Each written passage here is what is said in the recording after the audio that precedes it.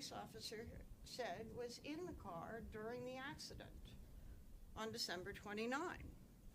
She was in the front passenger seat while Kayla was in the back with 3 kids, 2 car seats.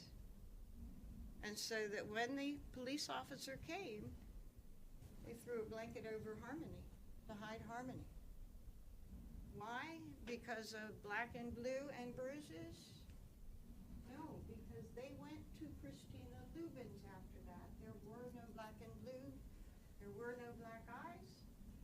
They hid Harmony because they had too many kids in the car and Harmony was not restrained and they had just gotten in an accident. Maybe people overlook it, but not when you've just had an accident and your child is unrestrained. She wasn't hidden from Tabitha Scott that day. So that's 2 to 3 days after they've been living in the car now. And then another 3 days later, December 2nd, she wasn't hidden then. They were in an accident around the clinic. I think it was around the clinic.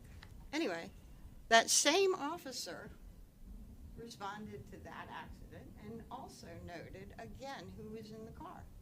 This time it was only Kayla and Adam in the car. Harmony was not hidden from whoever babysat her.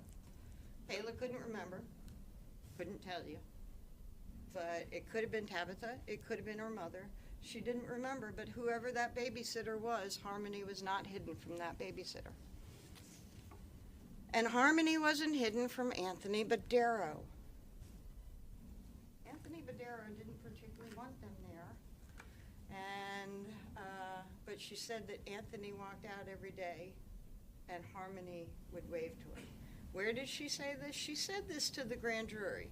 She was in the midst of a lie to the grand jury, telling them Harmony on the 30th had gone to her mother's. Adam took her to her mother's. She's lying to the grand jury. She doesn't want to admit anything that is the truth about Harmony once they were evicted. And she sort of slipped. And she said, yeah, well, Anthony Badero, Harmony would wave to him every morning for those 2 weeks into December. And then nobody seemed to catch that that was actually different from the lie that she was telling. Just moved on and she continued on her lie. And she admitted to you when I asked, yep, that was a slip, and yes, that was the truth. No need to lie about that to the grand jury because you didn't want to bring that out in the first place.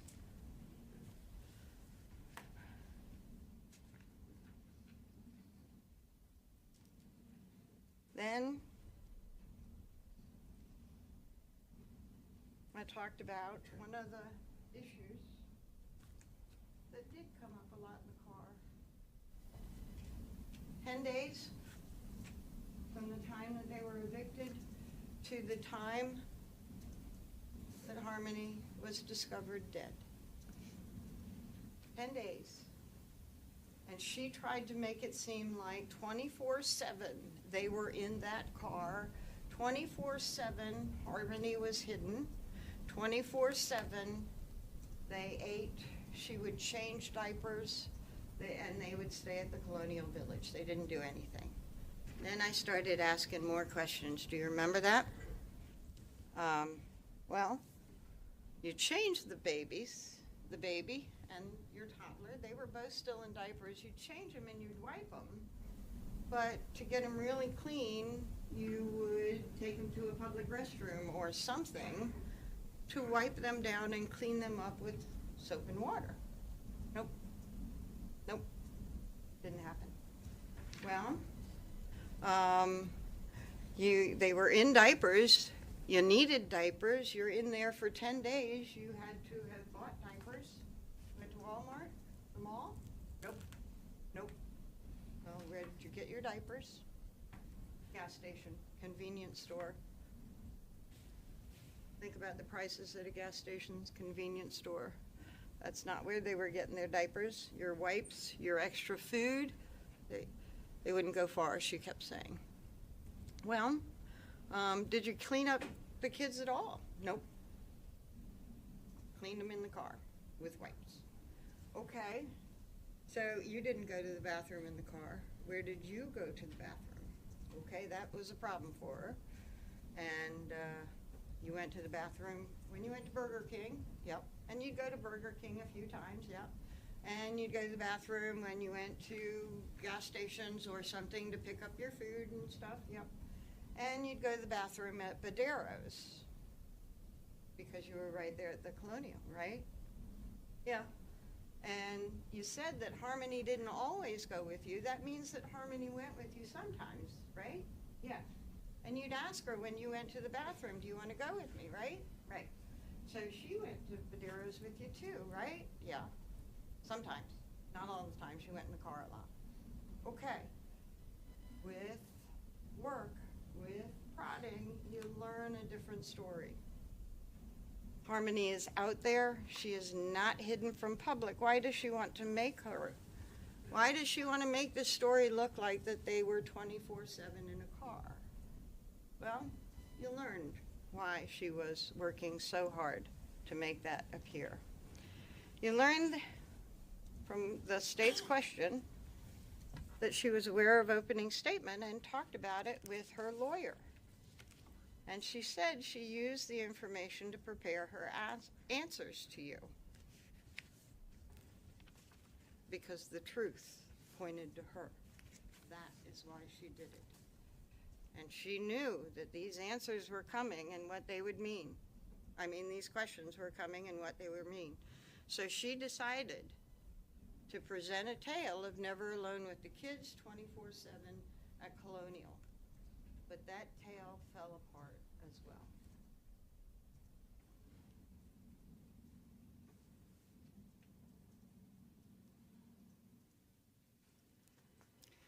Mr. Badero was another person who was caught lying to the grand jury. And he told you he didn't want anything to do with this investigation. He did not want to admit that he had been selling drugs, and he did not want to be part of this investigation at all. He said that no, Harmony never waved to him. He never went down to the car. And then he would get turned around and stuff, and he would tell a different tale, and he said, well, I went down to the car, but not to sell drugs, and maybe I'd wave at the boys, but I didn't see no girl. I didn't see no girl. Okay, what was going on there? Badero, in November 22nd, had just been convicted of another offense involving a drug. One of his prior offenses was distribution, and he also got driving without a license. Without a license. Shortly before, another conviction. He had used Adam as a driver, and Adam had used his car back in September, I think. And he did that because he was going to court, and he certainly didn't want to be driving a car without a license going to court. So he needed a ride. Adam drove in the Sebring, and he brought all the kids with him. And he and Badero and the kids were in the car, and I think somebody else.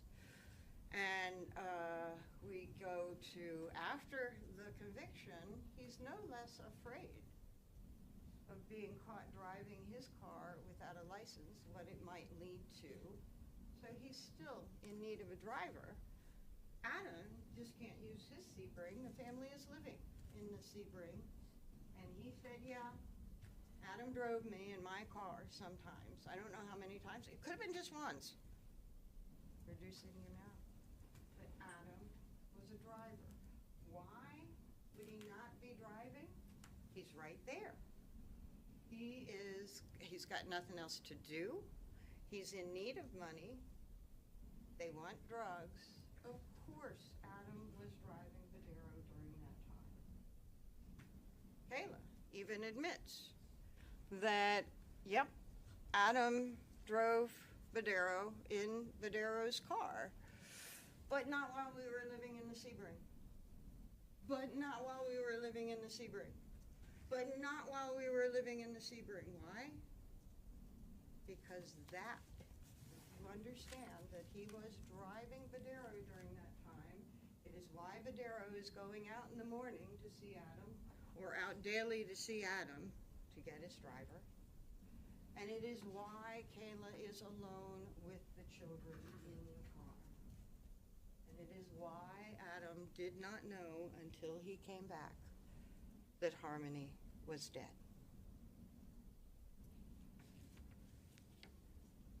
Why does Kayla make up these truths or hide and work so hard to make you think a different story? Because the truth points to her.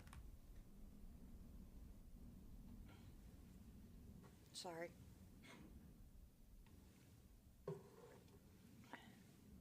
What else supports that Adam was not aware of Harmony's death until he came and shook her? Wake up, baby girl. Let's talk about blood in the car. That was a lie from the beginning. She had told the police, she learned, that while she's claiming that they're all frantically pulling everything together to leave the car that has just broken down at the intersection, she said Adam grabbed a Kleenex, I think, and wiped something down in the car. And they asked about that, and she said he had had blood on his hands from striking Harmony and giving Harmony a bloody nose. She assumed that that's what he was wiping up. And the police officer said, wait a minute, I haven't heard about blood before. What's this? She gets discovery. She knows that they found the car. She knows that there's no blood in the car, so she walks it back. And she says, no, not that day. He was cleaned up, and it was from a bloody nose from an earlier beating a few days before. So no, there was no blood in the car that day. And I started questioning her a little bit more. And so are you saying you saw no blood that day?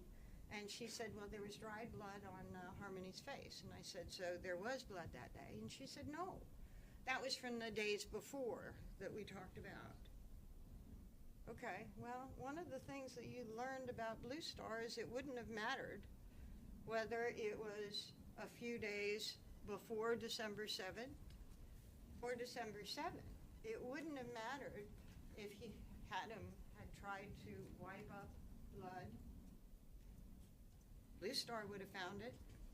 And if you're talking about a beating where somebody is leaning over the seat and getting blood on their hands from a bloody nose, then that also would have left a trail somewhere in the car to be found. There was no blood found by Blue Star. And that stuff you learned can find blood years later. Trace minute amounts of blood, and it did in other places, not necessarily anything related to this. Being out in the elements, being out in swinging temperatures may or may not affect the test, but it can, and it did find DNA on the toothbrush. Those trace things last. There was no blood in the car, around Harmony, around the center console, around the steering wheel, anything to be found by Blue Star, because that never happened. Harmony never had a bloody nose on December 7th or on a few days before. And let me talk about this bloody nose. Think about the amount of beating that Kayla tried to describe. 10 to 15 times at 2 to 3 a.m. Waking up in the morning and again, and all of it, face and head. Going to the clinic, coming out, and again. Beatings, driving up the road, stoplights, and again, and again, and again. And then saying, something was different this time, I think I heard her. That child would have been as bloody as you can possibly imagine. slip about the blood and then back it off. There was no blood. Her story was a lie.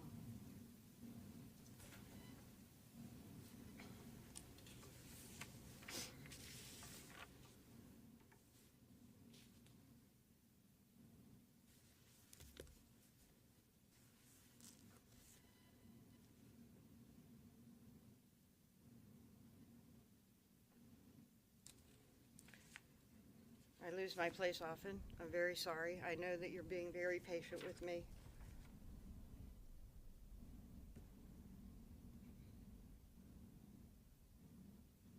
The police took this investigation very, very seriously. You heard it was one of the biggest ones that they've ever conducted. Hours and dedication of the officers can't be denied.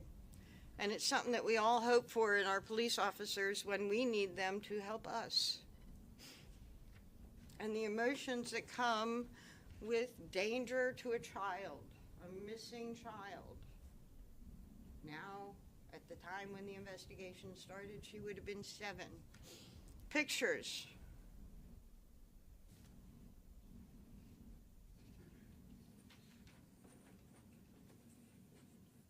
Of that adorable child in the media, pulling in the community. Help us find this girl.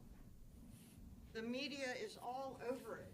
It's the biggest thing, the biggest investigation Manchester police did, and they dedicated time, resources, over and over and over again. The emotions had to be running high. And they kept going down wrong paths because people would give them information, whether it was that they wanted to help and they were wrong, whether it was, as Adam horribly put it in his recording, they wanted their 2 minutes of fame, or they wanted something like Kayla, and maybe Rebecca Maines, or they just, who knows.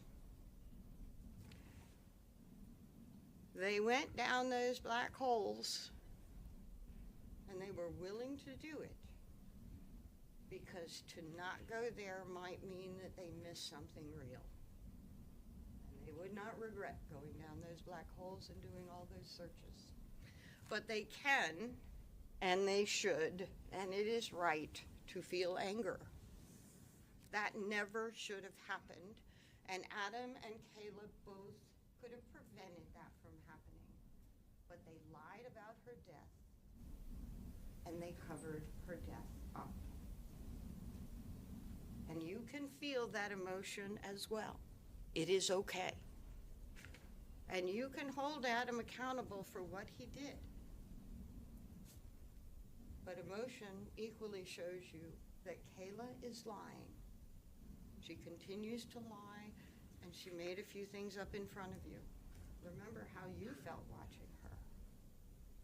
And evaluate that, because that will also show you. She's lying because she has something to hide still, because the truth points to her.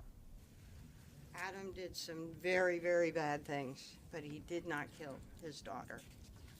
His choices got him where he is today. He has no one but himself to blame. He did what he did, and he got blamed for something he did not do. He put himself in that position.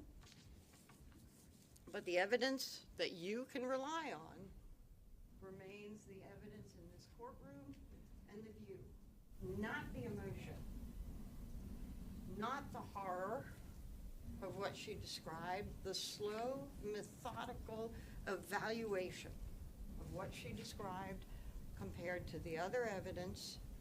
And can you put your trust for one of the most important decisions of your life in Kayla?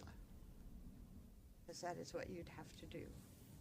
There's no doubt that the police know that she's a liar. The state knows that she's a liar. She's charged with perjury, lying to the grand jury. She's charged twice, but you watched her as I asked her over and over again all those questions to the grand jury. This is a lie? Yeah. This is a lie? Yeah. This is a lie. And some of those details that she wove around that lie that she has to admit today Those details were made to make her story seem real.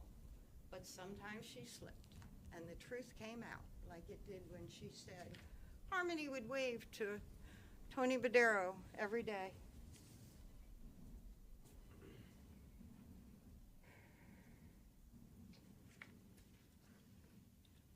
Take those emotions, recognize those emotions, and put them aside like you said that you were able to do. I haven't talked about the second-degree assault case almost at all, I don't think. Kevin made the accusation. You watched. He was in a fight with Adam between Kayla and Kevin. You've heard the fight was about money as well as Kayla's black eye. And what did he say? A week later, maybe 10 days later, he called DCYF. Well, that was investigated. Mr. Tsaros came out. Took a couple of times, but he came out and he talked to Harmony, and he talked to Adam, and he talked to the family, and he checked things out. And he has a series of things that he is checking out to determine if a child is okay, if she's safe, the things to do for his investigation. And as a result of all that, nothing. Until 2 years later, when they're investigating Adam, and they want to get him, he's arrested for that second-degree assault charge for what Tsaros was content with the situation, to hold him, so that he was in jail from January 4. Kayla went to jail a couple of days later.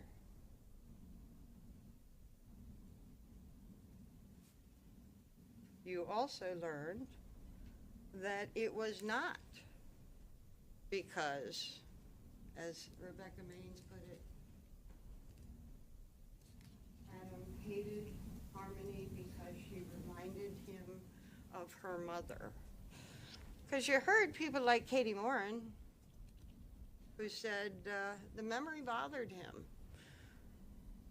It bothered him that he had struck her and given her a black eye, struck her glasses and given her a black eye.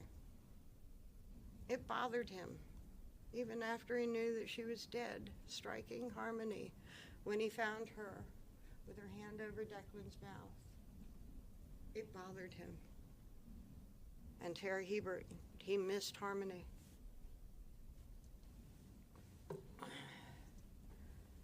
I do appreciate your patience, and I'm coming to the worst part of the case for me. It's the part where I have to stop, and I can't talk. I've got a little bit more. But I can't bring out more information from you.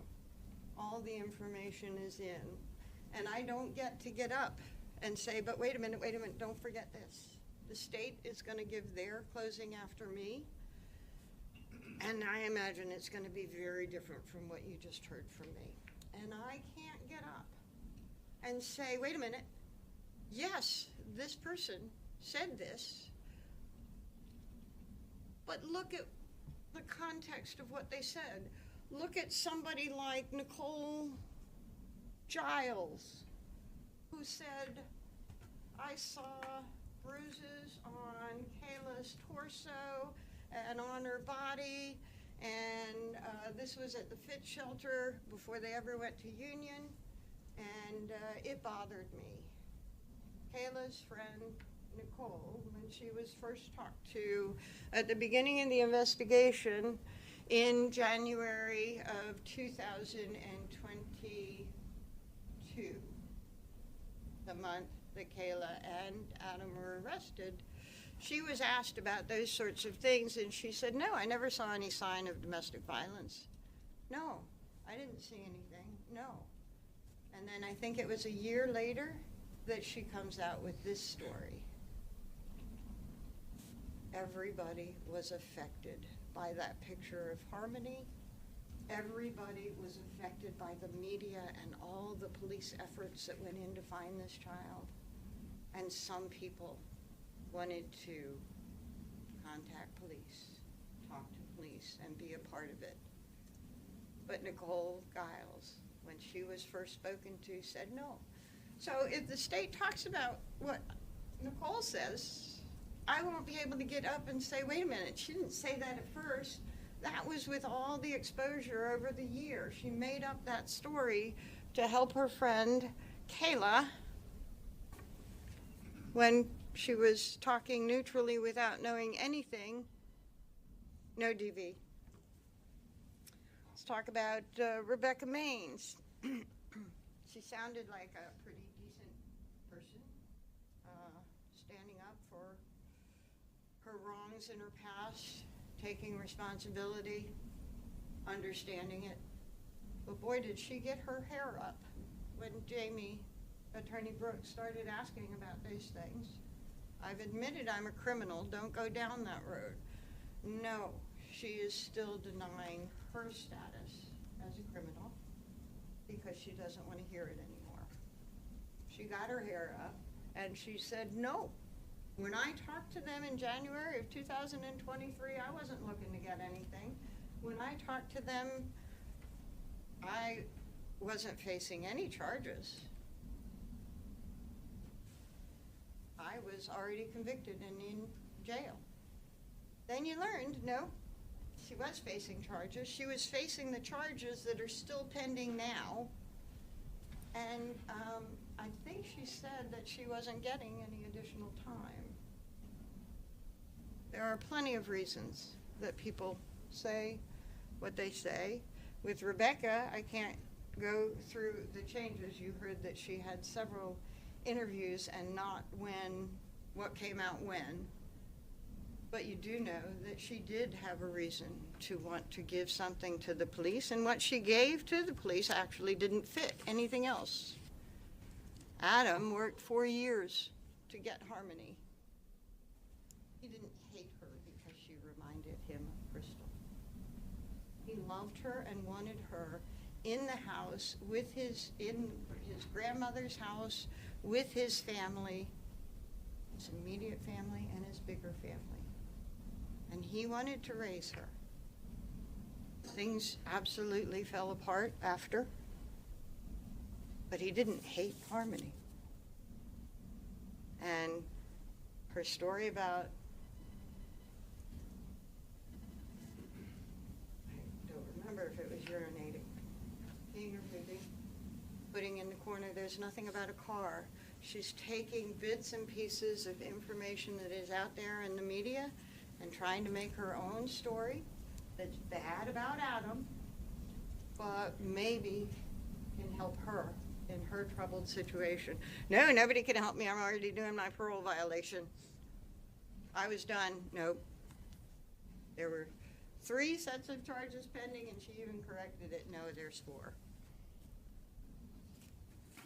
And she's not expecting to do any time, I think she said, for those that were out there. Any more time.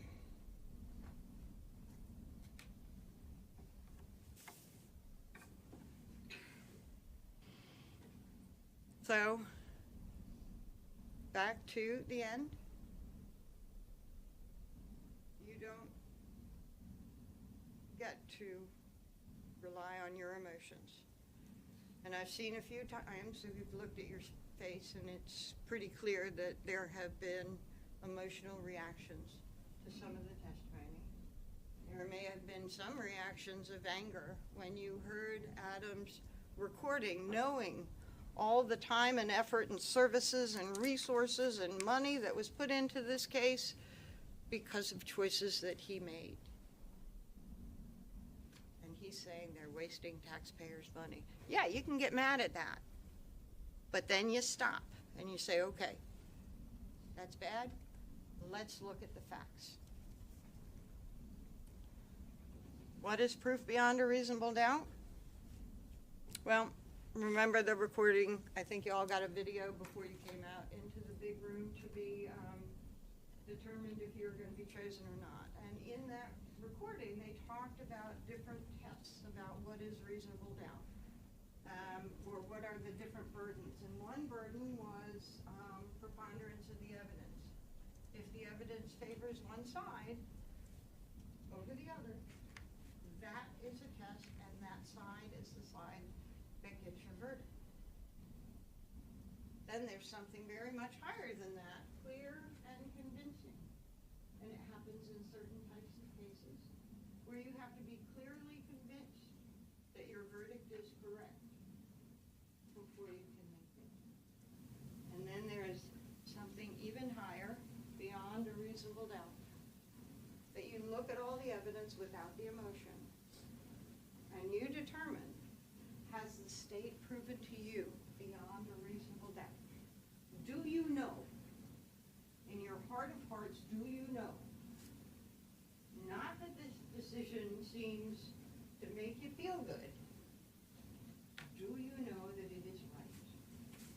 Do you know if they have met their burden? If there's any doubt, we're not talking aliens, we're not talking crazy stuff, we are talking about trusting Kayla. If there is a doubt, a reasonable doubt, and there is a reasonable doubt to not trust Kayla with any important decision, if you have that doubt, you must find Adam not guilty. That is your test. And this verdict could be easy, and it could be quick if you rely on emotion,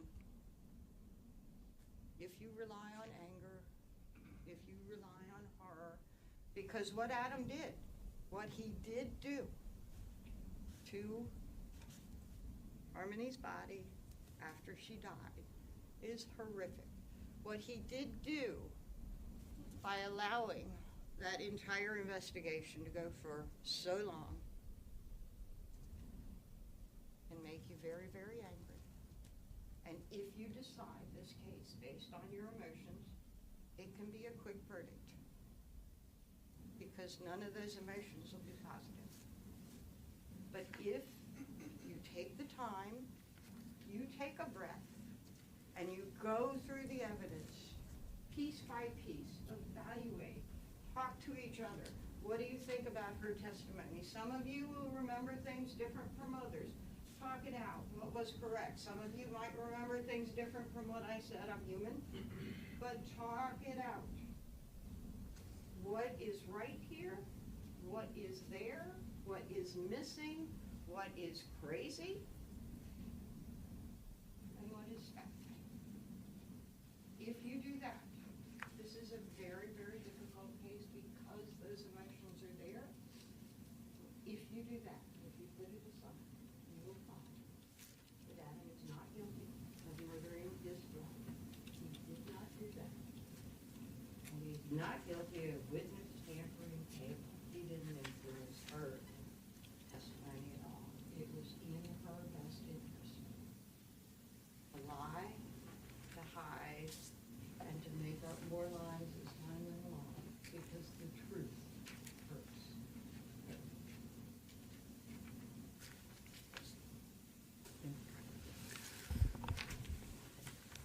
All right, ladies and gentlemen, what we're going to do now is we'll take a 15-minute break so that you can use the restroom, have a drink of water, then we'll come back. It'll be the state's opportunity to make closing arguments to you. Then I anticipate that we'll probably go directly into final instructions. And at that point, once you have the final instructions, we'll select the alternates, the jury foreperson, and it will be time to deliberate. So for now, just take a stretch, have a drink of water, use the restroom, and then we'll bring you back in for the rest of closing arguments and instructions. All rise for the jurors, please.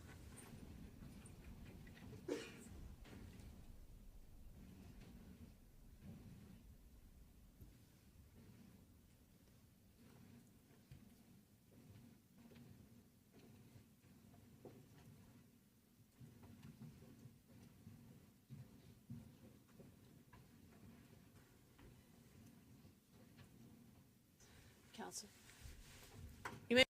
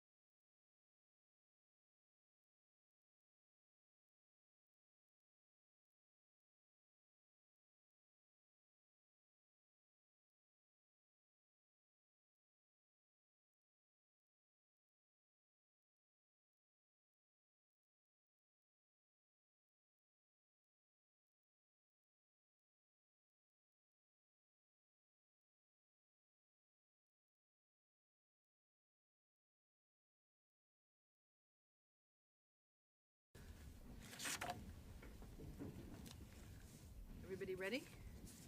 Yes, sir. Yes. Okay. Attorney Smith, Attorney Brooks, ready? Yes. Okay. All rise for the jurors.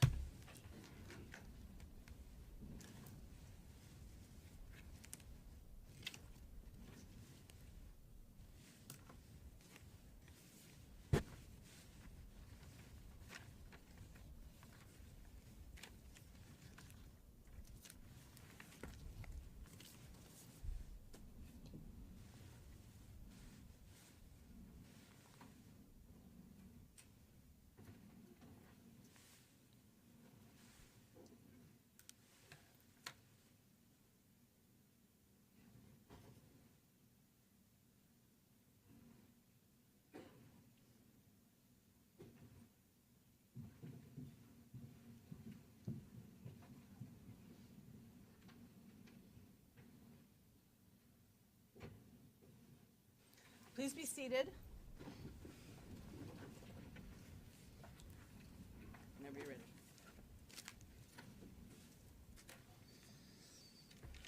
Good morning again, everyone. I want to thank you very much for the time that you have spent in this case, for a journey that we told you back before we took the view was going to be a journey that you weren't going to forget. It has been a long couple of weeks. You have been incredibly attentive, and we are very, very appreciative of that. One of the things you heard just a moment ago from Attorney Smith was that she doesn't get the opportunity to come back up here and talk again. That's true. It's called taking turns. It's something that parents teach children. Beginning, state has to go first, defendant has to go second.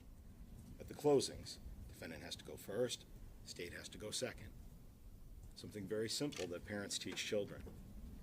One of the other things that they should teach is if you're going to quote the defendant, if you're going to quote a witness, you have to make sure that you're accurate. So I'll apologize in advance, but let's quote people accurately. I fucked up. Again and again and again. I fucked up. I fucked up. That's what the defendant, his language that he used when he told Travis Beach at the night he got the U-Haul, the night that he disappeared Harmony's body, to whatever place it is now, where he knows it is right now, to this day, his words, I fucked up. Not she, not we, not Kayla, I fucked up. Singular, personal, solo. That's the defendant's words. Defense counsel got up here in openings and said that you'd hear evidence that Adam Montgomery was out in the middle of the night doing his business when something happened and Harmony died. If that were so, the defendant never would have told Travis Beach, I fucked up. Adam Montgomery was no loving, caring parent, but an enraged tyrant who had no business being around young Harmony. So together, let's look at the actual evidence, the actual quotes of what you saw and heard as we look at all of the charges that you're going to deliberate on that encapsulate what the defendant did do, and talk about the evidence that you've seen tells you what he committed. And we'll start first with what the defendant's telling you in opening arguments, and now that you can and should find him guilty of abuse of a corpse and falsifying physical evidence. Let's set that as the baseline.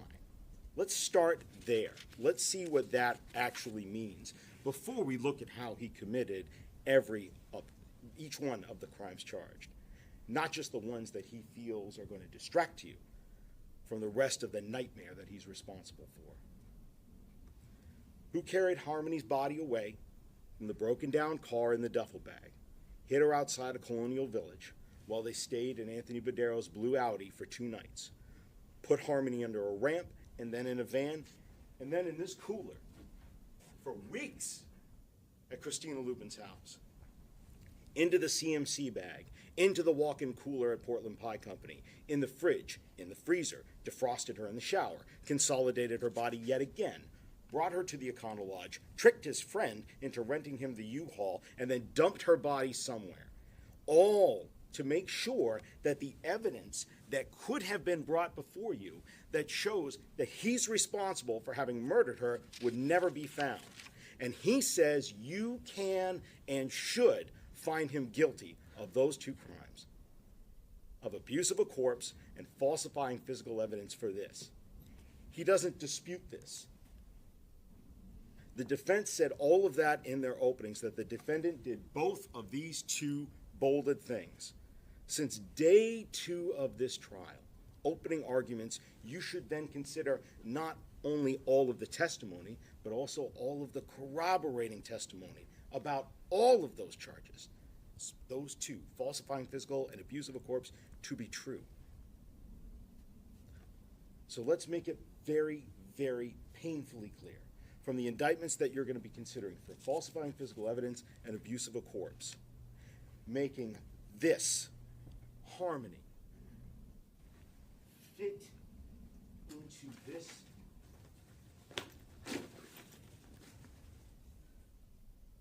and disappearing her body in the condition that it could not be found for a trial like this one. The evidence was there, and the defendant's counsel professed to you that he's not disputing that, not saying he didn't commit these crimes. So you can check these two off the list. And with that, you got to remember the defendant gets no credit for this. He says that you can and should find him guilty of these, but he's not taking responsibility for them. He hasn't admitted anything. He's not taking responsibility for anything that he did. His argument to you is not because he's taking responsibility. It's tactical.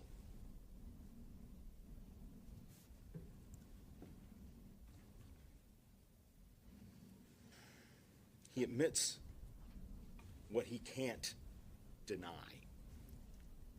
And he denies what he can't afford to admit. He cannot deny each and every single one of these facts that were presented to you. That she died on the 7th, that he brought her in a duffel bag to Colonial Village, stored her under a deck, into a red cooler, in the closet it fit, in the ceiling it built. It's her blood in the ceiling at the Fit Shelter at 177 Lake Ave. And his fingerprints in the ceiling, remember? Left-handed prints in the ceiling, the only other person being poor Mr. Mondrag, the drywall installer, into the CMC bag to the Portland Pie Company, over to Union Street, consolidating her body even more, bringing her to the Econo Lodge, tricking Travis Beach, and dumping her body so it wouldn't be found. The argument that the defendant is making, he had to make. His concessions don't mean he's taken responsibility for these crimes. It doesn't mean that he's a man of principle or restraint, nor does it give his argument any credibility that because I concede all of this, well, the rest of it must not be true. The whole thing's true. And he's taken responsibility for none of this. So again, baseline, first things first, before we move on, these two charges and the charges that his counsel argued can and should find him guilty of, they're there. That's done. And that's the tip of the iceberg. It's all of the charges. Every single one of them has been proven by evidence, not emotion, beyond a reasonable doubt that the defendant is the man who did all of these things. And that's because you saw the evidence. You went on The View. You saw witnesses take this stand and put themselves before you, and you looked them in the eye. And the same common sense that you use every day to tell whether somebody is feeding you a lion, a bull, or not, you used with those witnesses. And because of that, you know that this is true. Because you heard from people like Kevin Montgomery, Nick Ahern, Katie Morin, all talking about the defendant telling them in July about the worst thing he had ever done up until that point. You heard from Kayla, 2 days from Kayla, and all of the other witnesses that corroborate her, how he beat Harmony, this 35-pound child. Remember, Nurse Travers told you that she was measured just back in June before the July incident occurred. 35 pounds, 5 years old, 35 pounds. And you heard from all those witnesses, especially Kayla, about why he beat Harmony to death, when he beat Harmony, and how he beat Harmony, and you vetted what she had to say. And you saw the rest of the injuries that he incurred, and all of that was corroborated by the other evidence presented. Corroborated in ways that we'll explore that the witness never could have possibly known there was other evidence out there that supported them. Not when the defendant started telling investigators what happened and how the defendant beat the life out of Harmony. And then beat and manipulated and controlled Kayla afterwards to make sure that she stuck to the story so he would not be held accountable and the evidence of his crimes would not be found. So when he says that you can find him guilty of these, understand that these two are but a part of the whole of his criminality, of how he murdered Harmony as well. When he said this to Travis Beach, it wasn't for part of that. It was for the whole of taking Harmony's life and beyond. Don't forget what he's saying that you ought to convict him on as well. That the falsifying physical evidence and that the abuse of corpse are unto themselves evidence of the crime of murder. He's a murderer. That's getting rid of evidence. That's what murderers do. They get rid of evidence that would show others what they've done. They think, no body, no evidence, no conviction. They silence witnesses into staying silent or even perjuring themselves so that the witnesses don't tell others what the murderer did. Because murderers don't want to be held accountable for their actions. Murderers want to get rid of the evidence. They don't mind abusing the body so that the evidence of how their victim was murdered can never be found or used against them. They clean bathrooms with ammonia after they get rid of the evidence, like this defendant did. They clean out the plumbing lines, like this defendant wanted to do. They desecrate and hide the dead so that the body cannot tell the story of how they died to the living. That's what murderers do. That's what the defendant did. Because he's a murderer too. Now, let's really start now. Let's start and talk about what he did first to Harmony. Excuse me. Let's talk about what happened in June. Let's talk about the second-degree assault. You will likely never forget Kevin Montgomery's testimony as he was sitting up here, taking his time to thoroughly make sure he answered truthfully and recalled to the best of his recollection. And you are never going to forget how he described Harmony's face when he flew home from Florida, having been there in July, come back on the 22nd to see Harmony in the house in the kitchen. And we saw him relive that moment for us, admitting that he asked her, quote, "Oh my God, Harmony," or "Oh my fucking God, Harmony, what did you do to your face?" End quote. And how he told us Adam answered the question. Not Harmony. Adam did. She didn't do anything. I bashed her around the fucking house. That's not disciplining a child. That's not pulling her away or jerking her and not protecting someone else. If it had been, the defendant never would have said this when Kevin asked Harmony what happened, would he? Kevin Montgomery told you he was subpoenaed to be here. He did not want to testify against his nephew. And you saw it on his face that he remembered what the defendant said he did. Not Harmony answering the question. The defendant answered it for her. And remember how Kevin said the defendant said this. Another moment, probably not going to forget, when I asked Kevin about how the defendant said he bashed her around the house. Kevin, you'll recall, said, quote, like a cocky son of a bitch. Nick Ahern told us he saw that black eye and how bad it was. And what did the defendant do? Lied to him. Nick told us how the defendant told him that it was from an injury from playing soccer.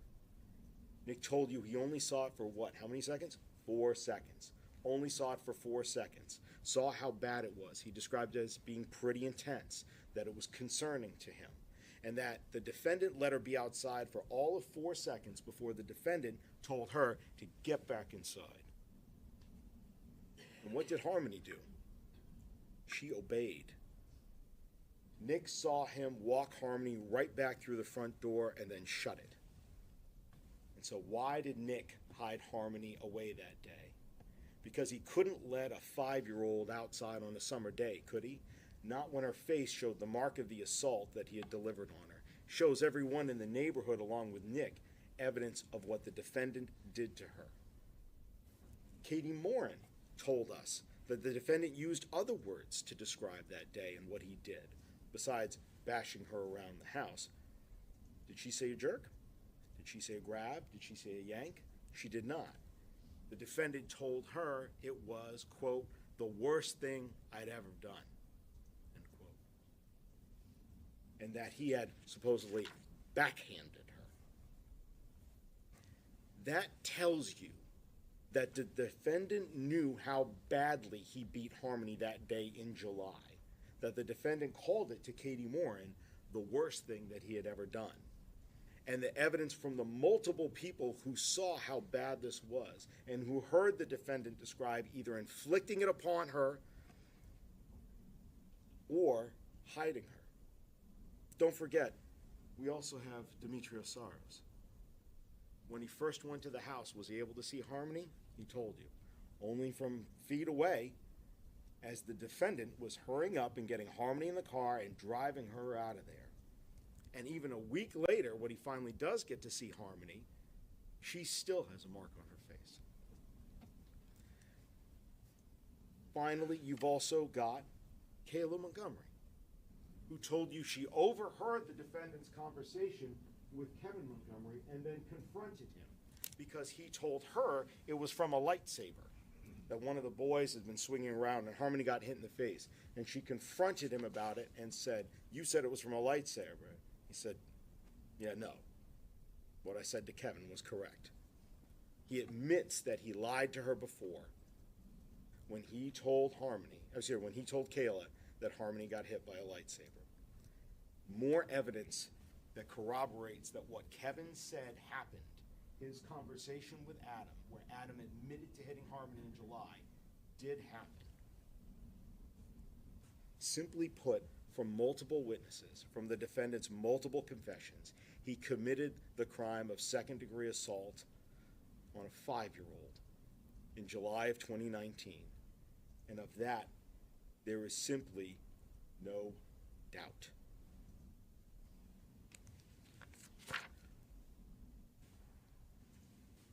That being said, now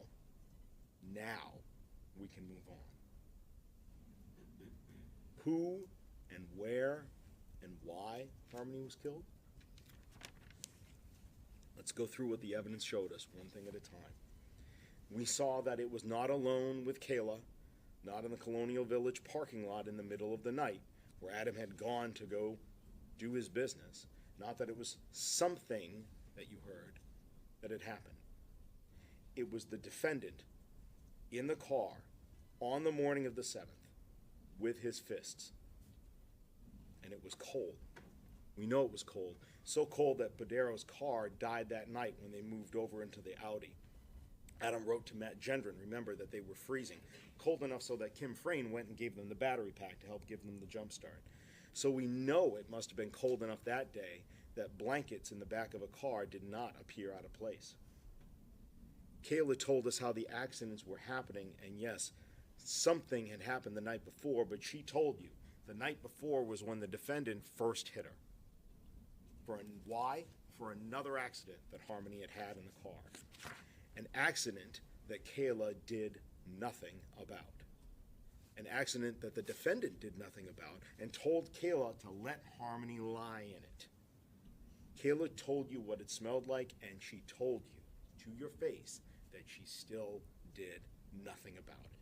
And in the morning, things were still the same. Kayla described for you how it started up again. It was still dark outside. She told you the first blow in the morning, it was still dark outside. We know that. Why? Because it's December 7th. Because it's before they get to the methadone clinic, and we know that the check-in times there are 7:05 and 7:09. And you know how dark it is in December, just a couple of days away from the darkest day of the year, December 22nd. When the defendant gets out of the car, goes in and gets his methadone, and then comes back, he finds Harmony has done it again.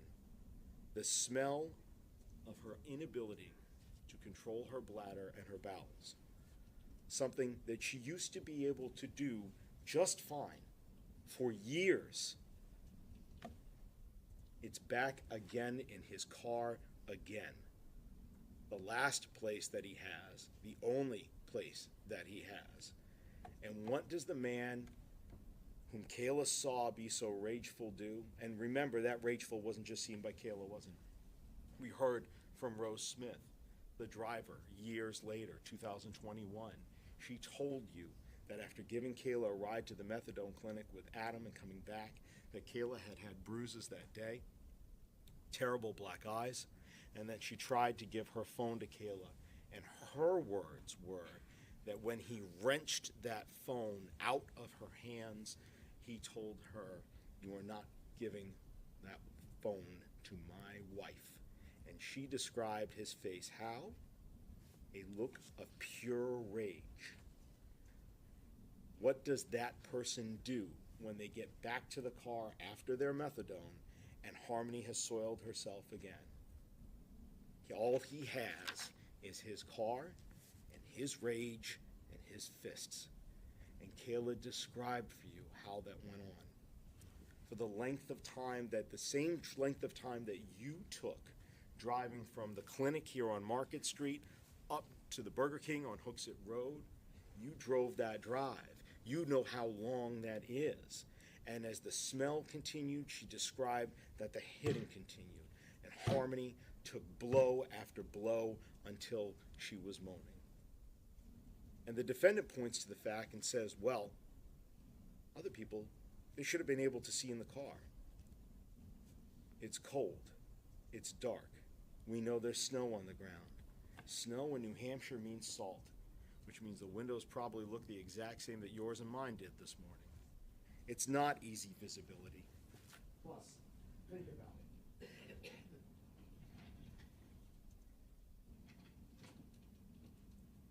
Doesn't take a lot to be able to punch down on a 5-year-old, 35-pound child and make sure that it's below the windows. Not for him.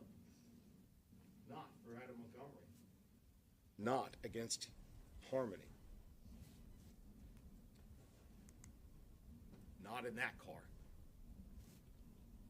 And you saw from the Walmart video and the video from Officer Stanzel, when they first approached the defendant, when he was trying to find where Harmony was, you saw from that how the defendant looked. Remember him at Walmart. He's not a small or a weak man. He wouldn't need to use much power to inflict deadly force upon Harmony's skull. And you heard it wasn't from one blow of his arm, but several. Take a moment. Let's just take a break and talk about something that defense brought up. The fact that there are other children in the car, and why wouldn't they have been screaming and yelling? I remember that fun catchphrase she tried to get Kayla to say, a cascade of chaos would have ensued. We know young children adapt to their environment like nobody's business. They're frightened by new faces, they're frightened by new experiences, or the unexpected, but they're not frightened by something that's familiar. Why would the other children cry if Harmony had been getting hit and punished in the car? After all, this was the second time in less than 12 hours that they would have seen this if they were awake. They would not have been unfamiliar with his rage towards Harmony in that car. The defendant's theory that punishing Harmony for soiling herself would make the other children cry implies that this is unfamiliar to them. And the evidence shows that it is not. Kayla rejected that cascade of chaos every single time it was proposed to her. And both Kayla and common sense tell you that that makes sense, that that's true. Now, when they got to Burger King, the damage at that point had already been done. As Kayla told you, Harmony laid under the blanket. No one went to get help for her. Not the defendant who beat her, not for Kayla either. And what did the defendant say in that moment? Words matter. I think I hurt her this time.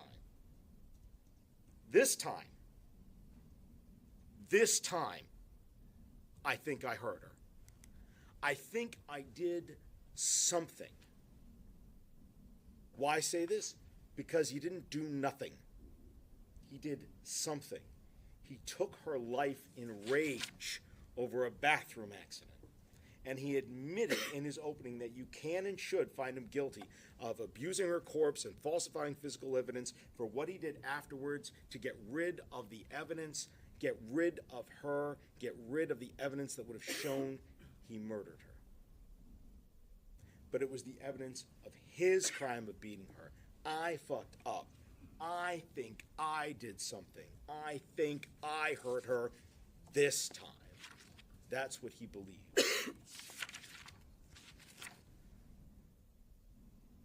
You saw Kayla testify. You heard for 2 full days practically while she was on the stand having to tell you what she saw having happened. And Kayla did nothing. She did nothing. She did not parent Harmony. She did not clean Harmony. She did not change Harmony when she soiled herself and the defendant told her to leave her in it. She didn't stop the defendant. She didn't try to get Harmony help. She didn't call 911. She didn't yell out. She didn't run out of the car. She didn't disobey the defendant. She's not seeking help. She's not seeking attention. He went through the trunk to get her, not her, because she did nothing.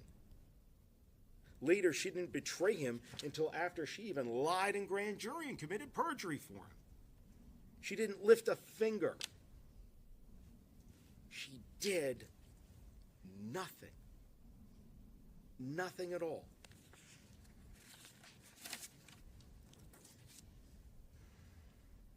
The defendant wants to have their cake and eat it too when they come to describing her. She's an abuser, but she did something in the middle of the night. She didn't see anything here, but she saw it all. She wants the defendant. Oh, she doesn't want the defendant. Believe her grand jury testimony, but don't believe her grand jury testimony, the part where she said she lied. That part you should actually believe, even though she's telling you it's a lie. Want to have their cake and eat it too when it comes to her testimony. Well, you know, she would have been really conscientious when she was shopping for diapers. Because that's, if you're homeless, yeah, that would make sense. You want to go where you can get the cheapest price. She's a drug user. She's homeless. And for Harmony, she does nothing. They want to argue, well, she would have had this instinct to protect that child. Oh, but she did something to her in the middle of the night. She did nothing. We are tested, all of us, just a few moments in our lives to do the right thing, where our character as human beings is tested to do the right thing. And on this test, December 7th, with where Kayla Montgomery was back in that life, she failed. At grand jury, she failed. She still obeyed him. Even though he had run off to Maine with his second girlfriend since then, she still obeyed him. Katie Morin told you that back then Kayla would have done anything for the defendant. That's what her protector did to her. He had her conditioned so well, physically and mentally, that she kept his secret, and she did nothing. You saw that in her testimony when she told you about doing nothing. And she told you about not stopping him from hitting Harmony. And she admitted unashamedly, without reservation, she didn't try to take Harmony to the bathrooms to clean her up. She didn't try to get her help. She did obey. She took Harmony's body to Portland Pie when he told her to later, sitting her between her two children in the stroller for that 15-minute walk down the street. But she did nothing. You don't have to like her to believe her. You don't have to like what she did. You may have very good reasons for hating her. But that doesn't change the fact that she saw the defendant beat Harmony to death. That doesn't change her credibility on telling us what the defendant did. Just because you believe that her failure to do the right thing is despicable, it doesn't mean that on this she's not credible. She actually tried to humanize this guy. Remember her testimony? She cried. And she said to you and admitted she still cares about him. Her in prison, Harmony somewhere, only he knows. And she still cares about him. And she admits how she did nothing for Harmony. If she was singing for her supper, like the defendant suggested in their opening, she wouldn't have done that, would she? She'd have an answer for every question, an excuse for every moment that she did nothing. She didn't have that on the stand.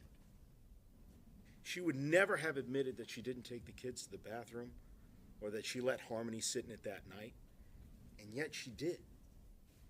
That's someone who's not making up a story to make herself look better, is it?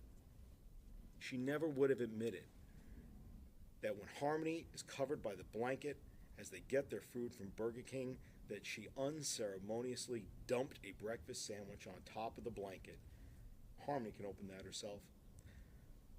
After the defendant had covered her and smashed her face. And yet, that is what she told you happened. Kayla admitted to you that she did nothing. It's not the face of a person who's trying to make themselves out to be the saint and the defendant to be the devil. That's certainly not a master criminal schemer trying to exonerate her own behavior, as you just heard in closing arguments. She is not like the defendant. She's not admitting that what she can't deny and denying what she can't afford to admit, because if she did, she would have never admitted to her failure to act to protect Harmony. She would have never denied doing the small things. She would have claimed, oh, I did do those. I tried to redeem myself. And how she comes across, how she testifies. What she is a battered woman admitting an inconvenient and terrible truth, that she failed in a moment of life when her character was put to the test. She did nothing to help Harmony, nothing to stop her. She didn't kill her. Only the defendant did that.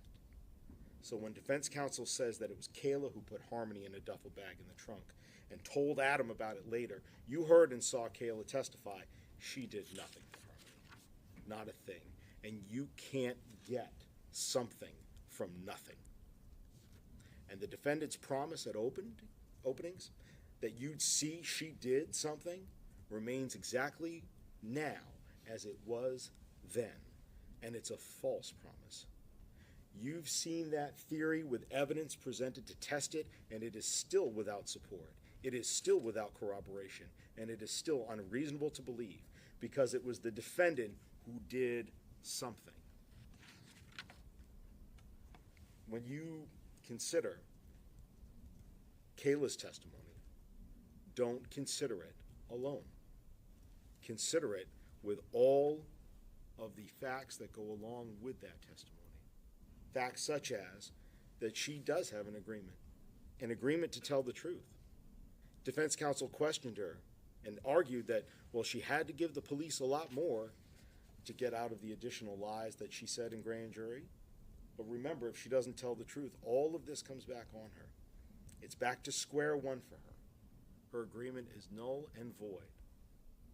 But the evidence that you saw, how thoroughly the police investigated this case, where Harmony is, location after location after location in New Hampshire, Massachusetts, 900 plus pieces of evidence to help find out what happened, has only corroborated Kayla about who killed Harmony, about when she died, who hit her, who mangled her body, and who dumped her where she is now, somewhere between here and the Tobin Bridge in Massachusetts.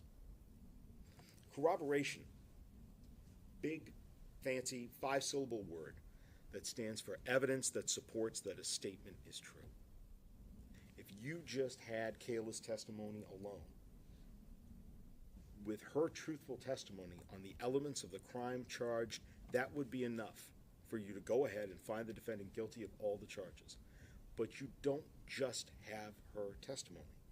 You have so much more, because every witness, 50 witnesses that came in and testified to you about and provided evidence, provide some corroboration for Kayla's account of what happened in ways that she never could have known. And that includes testimony and evidence that corroborates her on how Kayla died, how Harmony died, and why the defendant killed Harmony, why her body was desecrated, how Kayla was silenced for so long, and how the defendant discarded Harmony like trash so she wouldn't be found. Let's look at just one example. How do we know that Kayla's telling the truth when she told us how the defendant tried to induce or cause her to stick to his story, to not testify, to not tell people how he murdered and disposed of Harmony? How do we know that Kayla's telling the truth on that, tampering with her as a witness? It's because the evidence corroborates it. Nicole Giles told us that Kayla was still at the fit on Lake Avenue, the families in transition shelter, when she saw bruises on Kayla's body. This is back in January of 2020, before Harmony was ever known to be missing. And Kayla is admitting to Miss Giles that the defendant is beating her. And she, what? She asked Miss Giles not to tell anyone. Having just been homeless, now living in a transition shelter with 2 younger children, and having been tested before and failed to get help for a child, she stays silent. She obeys and sticks with the defendant's story. Despite her abuse later, we see that as well from the testimony of Rose Smith, who was giving her that ride for methadone that morning, saw the beating that Kayla had taken the night before, and as she again saw pure rage in the defendant's face as he came and wrenched the phone out of Rose's hands, saying, "You're not going to give my wife that phone." So much so that when you heard and saw Rose testify, you heard her say, ever since then, she refused to drive them around anymore. That she carries pepper spray now. And she said, quote, "something I will never forget." Kayla is under control and doesn't say what happens to Harmony throughout that time period. And he believes that she's helping police. You heard testimony about how he believed the police were listening in on him and tracking him, and that he was ripping light fixtures down, that he was breaking thermostats and electronics. Kayla told you that he was paranoid that she was working with police and was being listened to. It's not a sign of mental illness. That's not a sign of being sad. A sign of guilty conscience. A sign that you want to continue to exert control, and you should think of it as such. That's corroborated by Dennis Cloutier. Remember the handyman at 644 Union Street? He saw the ripped down electronics, the broken thermostats, and he made the repairs. We also see more of that witness tampering from the testimony of Tara Hilbert, next door on Orange Street, when Kayla finally does escape physically the clutches of the defendant, to the cycle of abuse that he had perpetrated for so long. The defendant didn't want to be found out. And since he silenced Kayla because he didn't want to be found out what he had done. And you know that from the very beginning. Don't forget the Facebook messages to Travis Beach. The U-Haul was still out there. What did he tell Travis? The day after, the next morning, when he's trying to find out, Travis is trying to find out where the van, because it's supposed to be back, what does he tell Travis right then? Please don't message me stuff like this on Facebook again.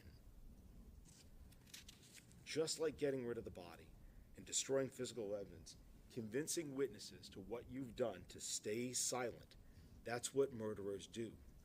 That's what this defendant did. They silenced them into staying silent. And the defendant did that for so very long. He made sure that it was his story that was being told. He continued to tell his story and different variations of it to everybody. His lie that he created. To Christina Lubin, remember, this would have been the first day after they got booted out of Anthony Badero's Audi. At Christina's place, tells her, I dropped her off in Massachusetts with her mother. Jessica Guerin tells her over a year later, while she's delivering a gift for her boyfriend, tells her at that time, oh, my other daughter, she's down in Massachusetts, and quickly changes the subject. Demetrios Tsaros, the former DCYF employee, tells her, no, send her down to her mother in Massachusetts. Did that right around Thanksgiving. Courtney Garcia, who sees Harmony in the car on Thanksgiving Day and not there just a couple of weeks later. What's the defendant's story? What does the defendant, not Kayla, what does the defendant tell all of these people and tell Courtney Garcia? Dropped her off at my mother's. She was having bathroom problems. No, I'm sorry, dropped her off at her mother's. She was having bathroom problems. Tells Rebecca Maines, dropped her off with her biological mother. Biological mother doesn't even let me see her.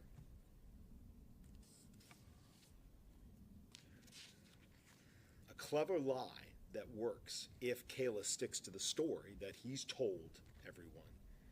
And he did for a long time. It's why Kayla's in prison today. And corroborating evidence comes not only from the witnesses, but again, from evidence of receipts and from photographs. Because a picture does speak 1,000 words. That is not the face of the person who's in control. It's the face of the person who was kept under control. She needed to be kept under control so that what the defendant did to his daughter would not be found out, and it worked for a long time. But all the witnesses who corroborate all testified to a different aspect of seeing the control that he exerted on Kayla and the stories that he told others to stop her from actually working for the police and to stop her from telling police what really happened. That's about what he does to her. But what else corroborates Kayla about why Harmony was killed? The defendant again, not only about why, but telling Courtney Garcia and Rebecca Maines that why she is no longer with him, or one of the reasons at the time he gets rid of her, is because she's having bathroom accidents. So you know that that's the reason why he did what he did to her on the morning of December 7th. He's still mad about why this happened. He's still talking about it. Months with Rebecca Maines, years later. It's why he killed her, having accidents in the car. When Kayla said that the defendant hit her overnight and says words of, you have to stop doing this, that's corroborated by what he told Courtney Garcia and Rebecca Maines, that he got rid of Harmony because she was having accidents. Rebecca Maines told us just yesterday, a friend of his, a close friend of his, that these accidents are what made him take Harmony away to, what did Rebecca testify? The defendant told her, a better place for Harmony. A better place. He told her that he thought Harmony was having these accidents on purpose. And Courtney Garcia especially recalled that the defendant said the accidents were happening while they were living in the car. So when the defendant says there's no evidence to support Kayla about what happened in the car, you know that's not true. Rebecca Maines could not have been clearer yesterday when she told you and clarified for both sets of counsel that the defendant told her he hated Harmony because Harmony reminded him of Harmony's mother. She could not have been clearer about that. Remember, if the defendant himself agrees with his displeasure and anger and Harmony when he got rid of her, and that was because of having accidents in the car, and when he says it to other people, that's not a coincidence. That's corroboration. Corroboration that he was angry at Harmony for the bathroom accidents. Evidence that even though this little 5-year-old girl he thought was doing it on purpose, evidence of why he was so angry that morning. What else corroborates Kayla's account of when Harmony was killed and what the defendant did to her? Matt Gendron and Kim Frayne. Both of them corroborate the time of when this occurred. Both of them corroborated because Kayla told you it happened when they were back, when the last night that they had their car going into the morning. The drive from the methadone clinic to Burger King in the morning on December 7th. And after that, they move into Anthony Badero's Audi. And what do we have on that cold, dark, winter night, December 8th, 2019? Just after midnight, we've got the defendant Facebook messaging away to Matt Gendron as he told you, hey, need help, ASAP, please. Need a jump and jumper cables, ASAP. I need a jump. My car died. We've been sleeping in our car and the battery, we've been sleeping in our car and the battery just died. My car died. My car, me. And we know what car he's staying in. It's Anthony Badero's blue Audi. We know that from the tow receipt because the car went and got towed by Aaron Sweeney earlier on the 7th. Matt didn't want to go out. Kim agreed to go out, got there with a jumper pack, and when she was there, no Harmony. The two boys get in the car. Harmony doesn't get in the car.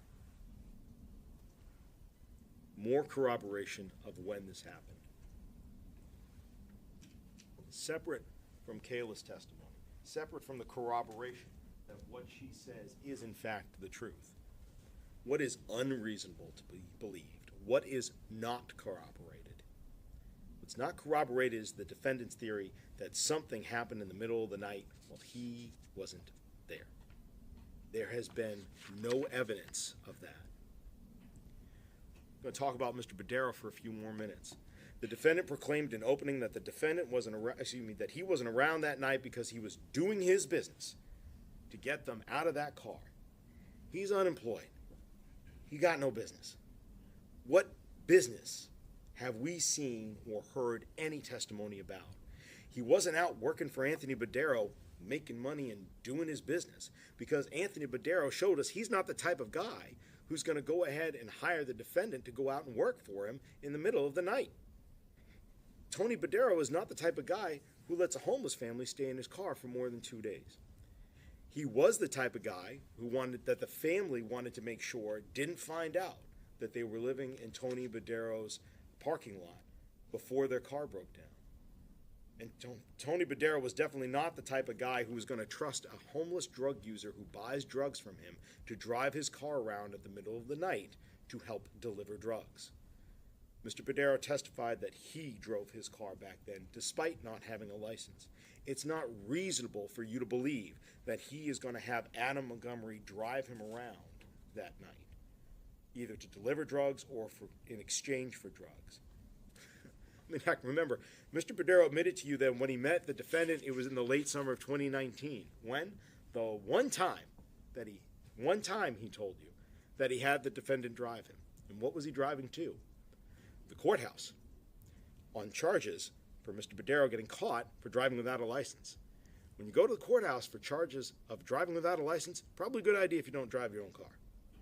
Probably a good idea to have somebody else drive you, which is what Mr. Badero testified to, that was the one time he had the defendant drive his car. And that's back in the summer, long before the family's homeless. Long before December of 2019. If the defendant gets pulled over making drug deliveries in the middle of the night, as defense is suggesting you, Mr. Badero's got a lot bigger problems to worry about than driving around without a license.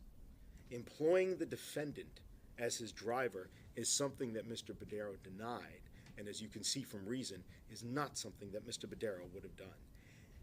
It's not rational. It's also not rational to believe that Mr. Badero would have entrusted the defendant to go out and deliver his drugs for him. From all of the testimony you've heard at that time, you can easily imagine that if Mr. Badero trusted the defendant to go deliver drugs for him, the drugs that got delivered were probably going to be a lot less than what Mr. Badero had promised his customers. Common sense tells you that is not true. Common sense tells you that the defendant has no place to be the night of the 6th and the 7th except in his car with his family, with Harmony. He has no business. He has nowhere else to be. And why did Mr. Badero tell us all this?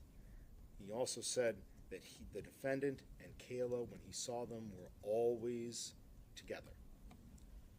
Always together.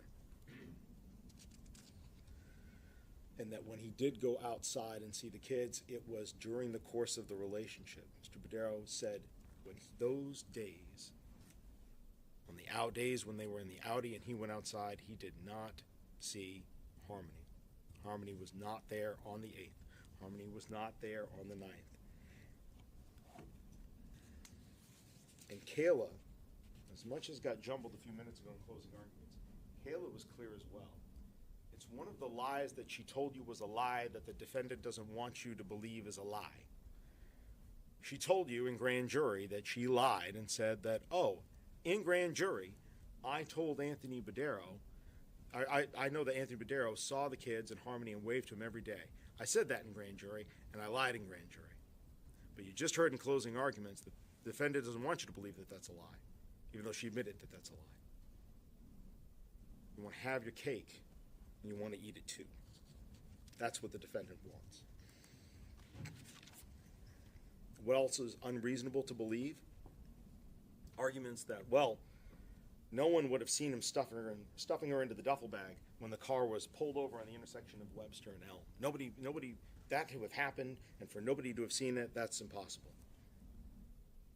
It's easy to manipulate 35 pounds in a rear seat of a passenger when your back is to the sidewalk and the shrubs that you saw there on that section of the road, with a building with very few windows on that section of the road, when it's freezing cold and everyone around you is distracted by the woman who's waving other cars to go around. The physical evidence in the car and the physicality of manipulating Harmony's body show that this is yet another way in which the defendant's theory is unsupported, that his arguments that Harmony died from something other than his hands the morning of December 7th, that is unreasonable. It was he who punished her with his fists that day, and it was he who decided to destroy, alter, conceal, and remove her body from the Sebring to be sure it couldn't be used against him when somebody came asking, where is Harmony?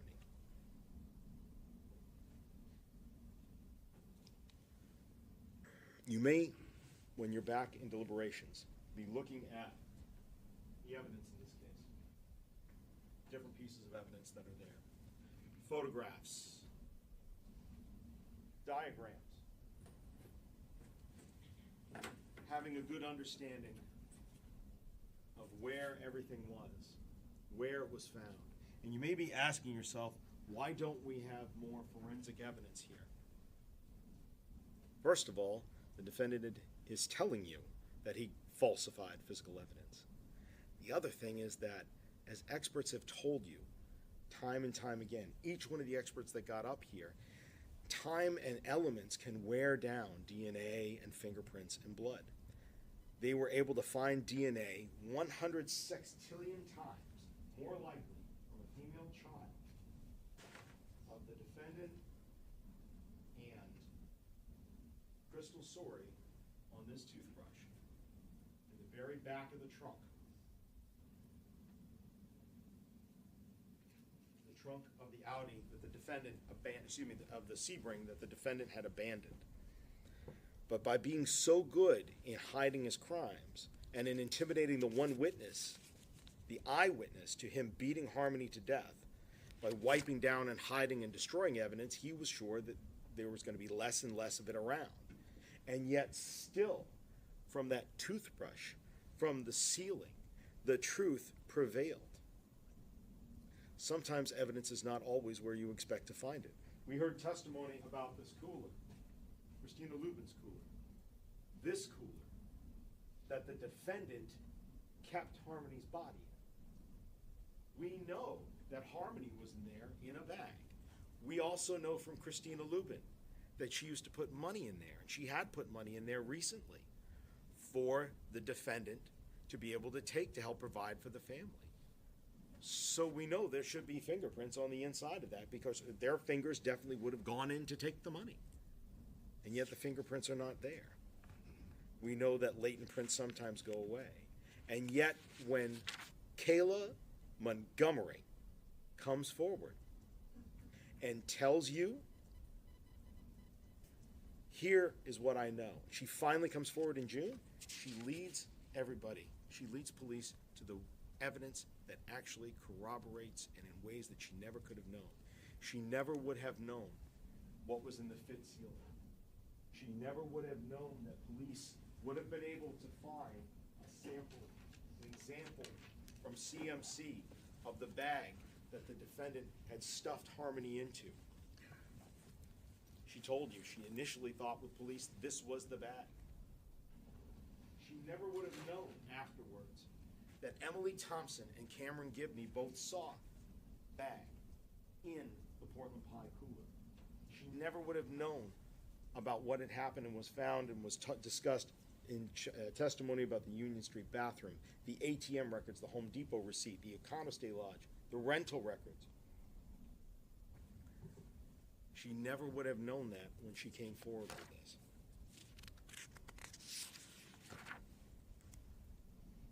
In the ceiling. Not even my height. Kayla Montgomery is not climbing up there to be able to look and see that there's something still in that ceiling. Part of all of those different things and what happened, you should also go ahead and consider what Kayla said afterwards about the forensic evidence that she could not have known would have corroborated her. You heard about the bag of lime. It's not the fanciest looking bag of lime up there, is it? But that's the one that she identified. So let's talk about that for a moment. It's the bag of lime that has the same SKU that had been purchased the day of February 26th.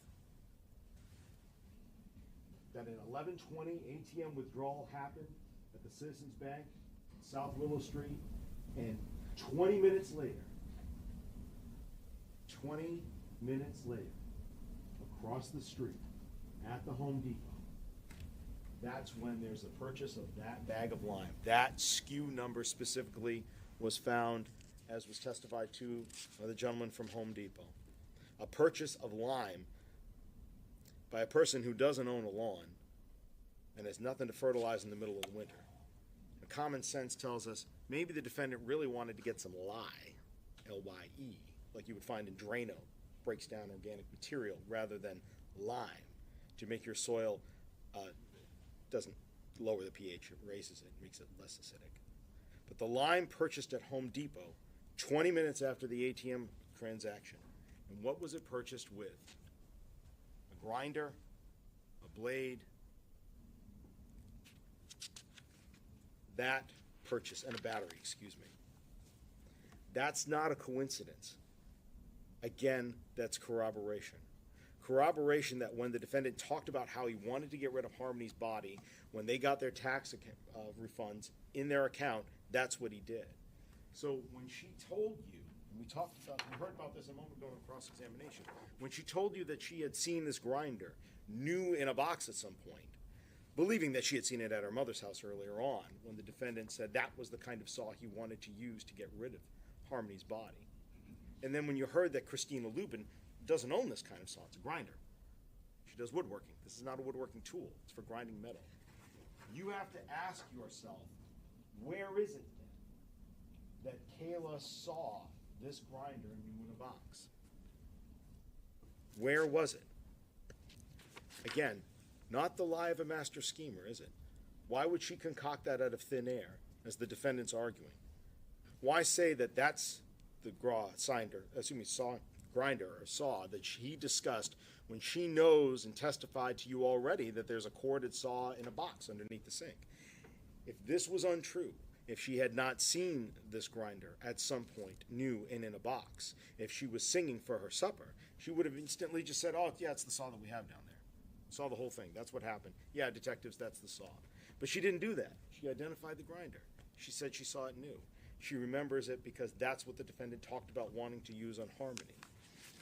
If she didn't see it at Christina Lubin's house, and the only other place you can reasonably conclude is that she saw it at Union Street, along with the bag of lime, and she doesn't remember it clearly. That's the only other reasonable, logical conclusion to make. It's not a coincidence that from their account the money gets taken out and 20 minutes later this happens. It's corroboration. And the next day, Dennis Cloutier is over at the house. The next day, trying to snake the drain, as asked by the defendant. And who did he say is pacing behind him while he is trying to snake the drain? The drain and the drain cover that's already been off. Is it? No, it's not Kayla. It's the defendant, he said. Just the defendant who was pacing behind him. More evidence that Kayla would never have known corroborates what happened. More and more and more. She could never have known that there would be easy pass toll records of the same rental vehicle going back and forth, as Trooper Hernandez told us, through the Tobin Bridge on the night that he left to get rid of the body with the U-Haul. She could never have known when she told police what happened that those records were there, and that lo and behold, the odometer perfectly matches up with the distance to take that drive. Common sense tells you that. She didn't know that. She didn't know that that corroboration existed, because it's not reasonable to think that Kayla would tell and enable police to find other evidence that she did something. If she was the one who had killed Harmony, like the defendant wants you to believe, she would never have done any of this. The theory does not fit. And I want to jump to another reason why this theory does not fit. He's shown us that he's not the type of person that would have allowed this to happen under his theory. He's argued to you that he's a caring parent, despite what we've seen from the rest of the evidence. But his theory is, in fact, this, that they had planned for hours what to do with the body, and that the plan was to carry her around for months and store her in different places and then finally do something eventually whenever we get enough money for a grinder. It doesn't make sense. His theory is also that he was such a caring parent that he came home in the middle of the night from taking care of business to discover that his 5-year-old that he fought to get custody of is dead while left in Kayla's care, and he just takes it. He doesn't react. He doesn't rage. His theory is that he doesn't hit Kayla or yell or scream so others can hear, is that he just sits in the car for the rest of the day and night and takes it. Goes to the methadone clinic at 7:04 like it's nothing in the morning and takes it. That's his theory. That's not him. That's not who we've seen. That he would show indifference towards Harmony's death. That he bags, carts, stores, stuffs, frees, thaws, squishes, consolidates his child. He does all of that, then leaves Kayla for another woman. Leaves her with this woman that he's arguing to now killed one of his children, leaves the other kids with her, and then takes off to Maine, goes on to live his life. That's not him. That's not him. That's not what we've heard. He doesn't do nothing. He would not have been the passenger in this situation. He's the driver. What the defendant suggests his reaction was would not have been his reaction.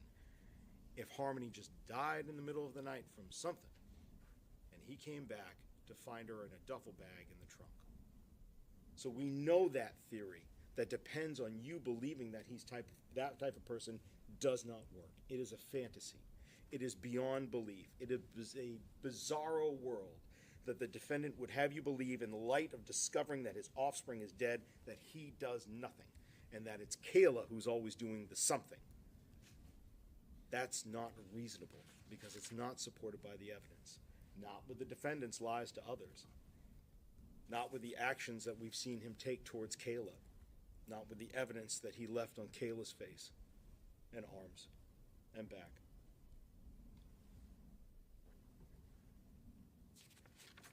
And he lied to others too. He lied to others too. Who's the one that's getting rid of the phone? He's got his new girlfriend, Kelsey Small, to get rid of the phone. You saw from the other video there, he doesn't put himself in front of the camera. In fact, you probably saw when he first walked in, he had half a hand over his face. The video's there. You can look at it if you'd like when we go back into deliberations. He lied to the tow truck driver about his address. He had to abandon the car. It was the crime scene. He told the tow truck driver, I live at 77 Guilford Street. We know he doesn't live at 77 Guilford Street. Told the tow truck driver, I got no phone. We know he has a phone.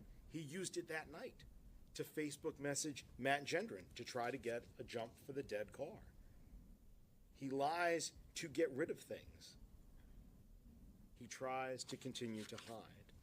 He tells Travis Beach, don't send me this stuff on Facebook. He certainly does have a cell phone during that time. He wants to get his car away from him as fast as possible. What better way to abandon it? Just tell the tow truck driver you don't have the phone and don't worry about it. Let him get rid of the evidence because he's telling you now that he's guilty of getting rid of evidence.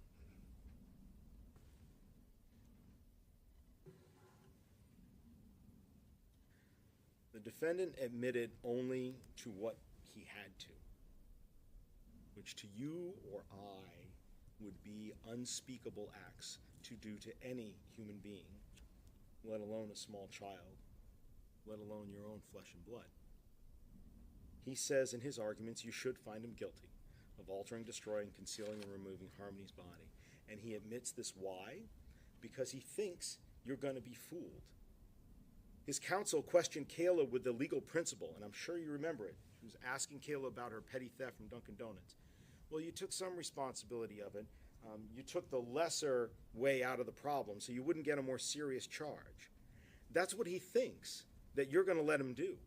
He thinks if you'll let him slide on the murder, if he admits to what happened afterwards because he knows the evidence of that is overwhelming, that you'll let it go on the other two. And he admits what he can't deny. He denies what he can't afford to admit. And the only part of Harmony that we have left will be sitting in that deliberation room with you on that pink toothbrush and outside here in this part of the ceiling wall that's there. And the other parts of her body, her rest of her torso, her face, her eyes, that smile, only the defendant, as we all sit and stand here today, knows where they are. And he can't afford to admit to you that he knows where they are, because the evidence contained on them will show that he caused her death. So she won't get the burial that everyone deserves. She doesn't get a headstone in the ground above the head that he battered. She doesn't get to be at peace in death because of what he did, because he can't afford to tell anyone where she is. She doesn't get dignity. She doesn't get peace because this man did nothing. He didn't do nothing. He did something called murder. And because he says trying to find her is a waste of time, that trying to find her is a waste of taxpayer money, that's what he thinks of her. That's what he thinks of what he did. That's what he thinks of you now. Efforts to find where he put her and what he did to her and why he killed her, they're a waste of time to him. His words, you heard them, to find the child that he murdered and the evidence that he hid.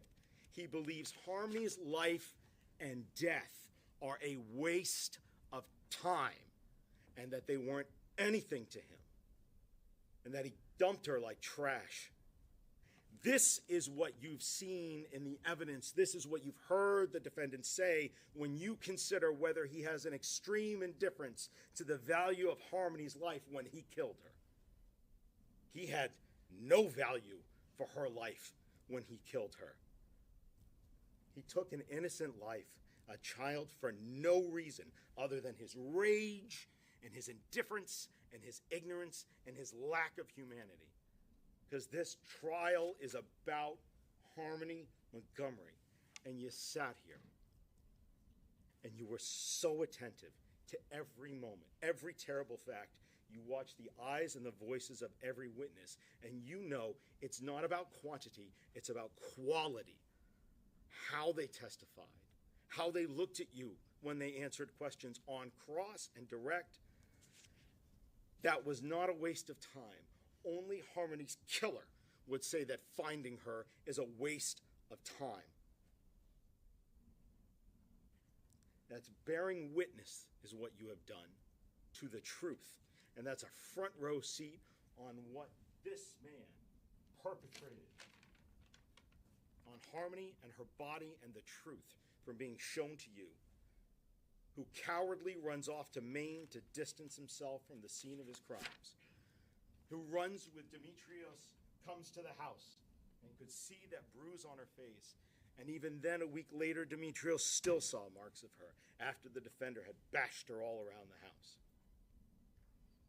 The man who complains about tracking down leads in Arizona as a waste of effort to prove something.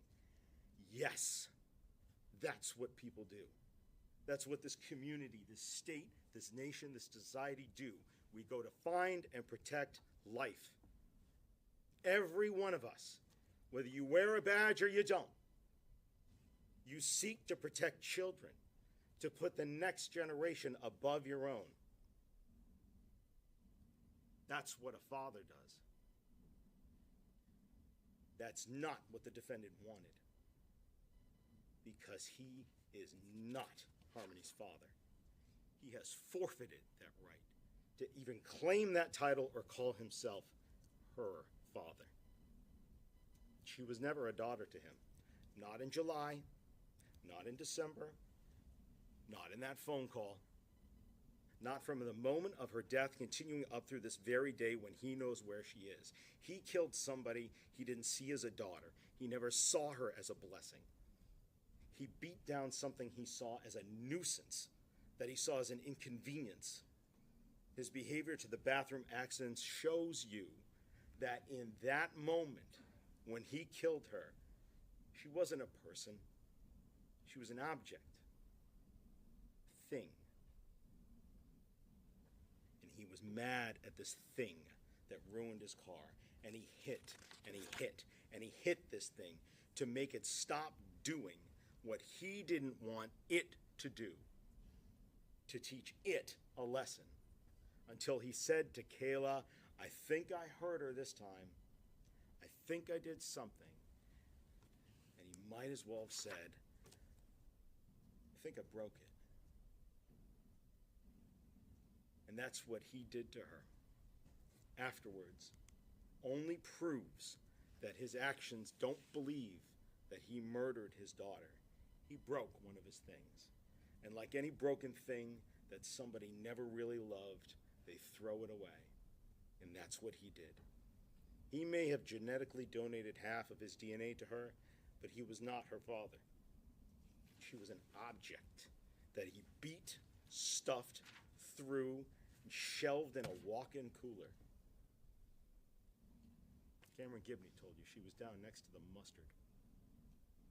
She was an object made even tinier from her 35 pounds when she was alive by defrosting and consolidating her down, that he took to a hotel, and he drove through some tolls, and he threw it away. And he knows where she is right now, but he believes it's a waste of time and taxpayer money to try to find her. So don't you ever think that this man murdered his own daughter.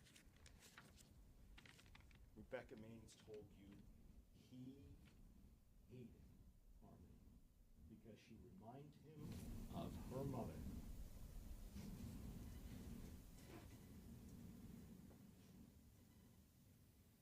Defense counsel told you to go ahead and put a motion aside and look at the facts. Look at the facts. Look at the facts and call him a killer. Put a motion aside, look at the facts, and then you can call him a tyrant. And you can call him call him rageful. Those descriptions suggested to you, maybe, evil. But don't call him a father.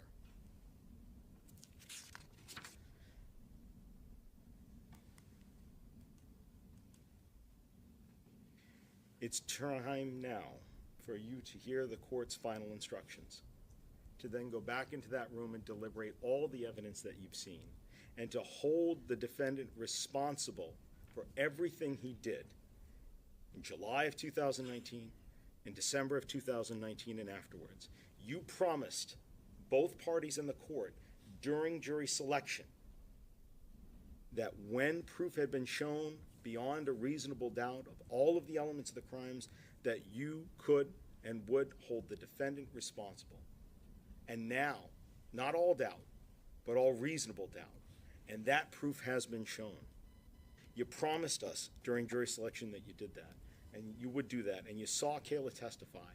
From that alone, you've got sufficient evidence to convict him of every charge, but you don't have to take our word for it, because we've just talked about and you've seen for 2 weeks all of the evidence that corroborates and gives you what you need to find him guilty on each and every single one of these charges.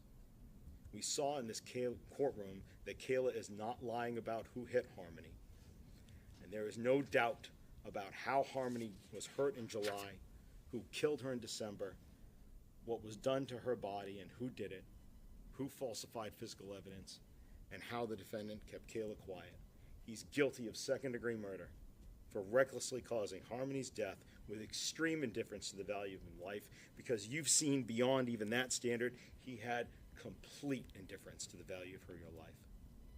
Kayla did nothing. He did a lot of things. He did something, he said. It's called murder. It's called assault. And he's guilty of every single one of those charges in front of you.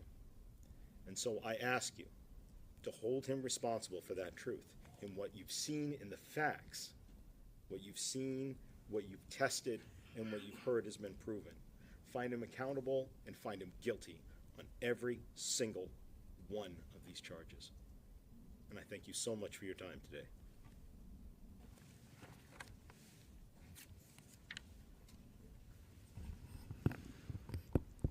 All right, ladies and gentlemen, I'm now instructions.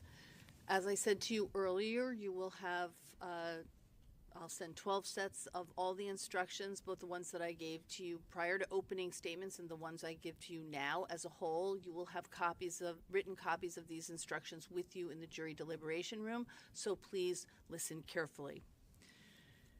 Please remember that in order to reach a verdict in this case, whether it is guilty or not guilty, your verdict must be unanimous. Prior inconsistent statements. In deciding whether to believe a witness, you may consider whether the witness made statements before trial which were not consistent with the witness's testimony at trial. Thus, if the witness made an inconsistent statement before trial, you may use that statement in deciding whether to believe that witness's trial testimony. Keep in mind that you may not use the statement made before trial as proof that the facts in this statement are true. The statement made before trial is only to be used by you in deciding whether to believe a witness. There are, however, 2 exceptions to this general rule that prior statements may only be used in assessing witness credibility. If the statement made before trial was made by the defendant or by a witness under oath, then you may use that prior statement as proof that the facts in the statement are true. I'm now going to discuss the definition of a crime and the crimes with which the defendant is charged. The definition of a crime. A crime is the breaking of a law for which the law provides punishment. All crimes have at least 2 parts, an act and a criminal state of mind. In deciding whether a person is guilty of a crime, you must determine both what the person's actions were and what his state of mind was. For a person to be guilty of a crime, he must have physically acted to do something that is criminal, and he must have had a particular state of mind. Unless a person both acted to do something that is criminal and had the required mental state, that person has not committed a crime. That means that if a person either did not physically act to do something criminal or did not have the required mental state, then he is not guilty of a crime. To understand how mental state works, consider this example. Suppose two automobile drivers hit a pedestrian who was crossing the street. Suppose one of the drivers hit the pedestrian deliberately, whereas the other one did so out of carelessness. The two drivers would be guilty of different crimes even though they both committed the same act, because each had a different mental state. Proof of intent.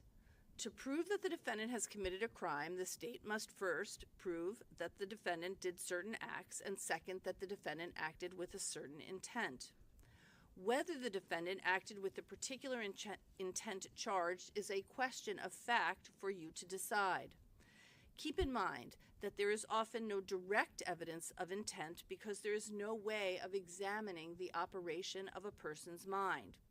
You should consider all of the facts and circumstances in evidence in deciding whether or not the state has proven that the defendant acted with the intent as it is charged in the indictment. Multiple indictments, one defendant. Each of the indictments against the defendant constitutes a separate offense. You must consider each indictment separately and determine whether the state has proven the defendant's guilt beyond a reasonable doubt. The fact that you may find the defendant guilty or not guilty on one of the indictments should not influence your verdict with respect to the other indictments. The charged offenses. Charge ID 1937947C. The defendant is charged with the crime of second-degree assault. The definition of this crime has three parts or elements. The state must prove each element beyond a reasonable doubt. Thus, the state must prove that 1. The defendant caused bodily injury to Harmony Montgomery, and 2. Harmony Montgomery was a child under the age of 13, and 3. The defendant acted knowingly. Certain words in the definition need to be further defined. Knowingly. A person acts knowingly when he is aware of the nature of his conduct or the circumstances under which he acted. The state does not have to prove that the defendant specifically intended or desired a particular result. What the state must prove is that the defendant was aware of the nature of his conduct. Charge ID 2027112C.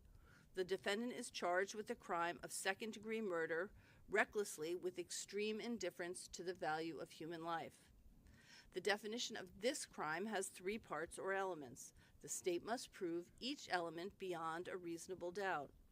Thus, the state must prove that 1. The defendant caused the death of Harmony Montgomery, and 2. Harmony Montgomery was under the age of 13, and 3. The defendant acted recklessly under circumstances showing an extreme indifference to the value of human life. These are the elements of the crime of second-degree murder, recklessly with extreme indifference to the value of human life. Certain words in the definition need to be further defined. Recklessly. A person acts recklessly when he is aware of and consciously disregards a substantial and unjustifiable risk that his conduct would cause a certain result. The risk must be of such a nature and degree that, considering the circumstances known to him, its disregard constitutes a gross deviation from the conduct that a law-abiding person would observe in the situation. There are several components of a reckless mental state that the state must prove. 1. The defendant was aware of a substantial and unjustifiable risk that his conduct would cause a particular result.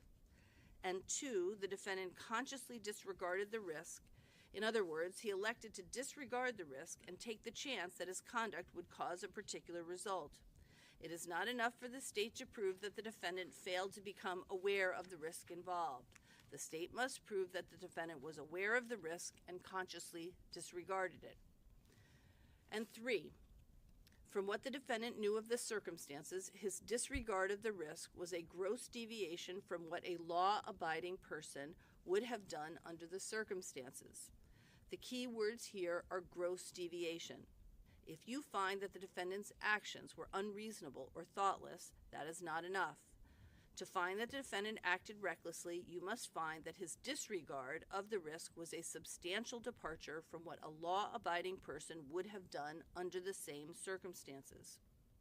For a killing to be second-degree murder, the defendant must not simply act recklessly, but rather must act recklessly under circumstances showing an extreme indifference to the value of human life.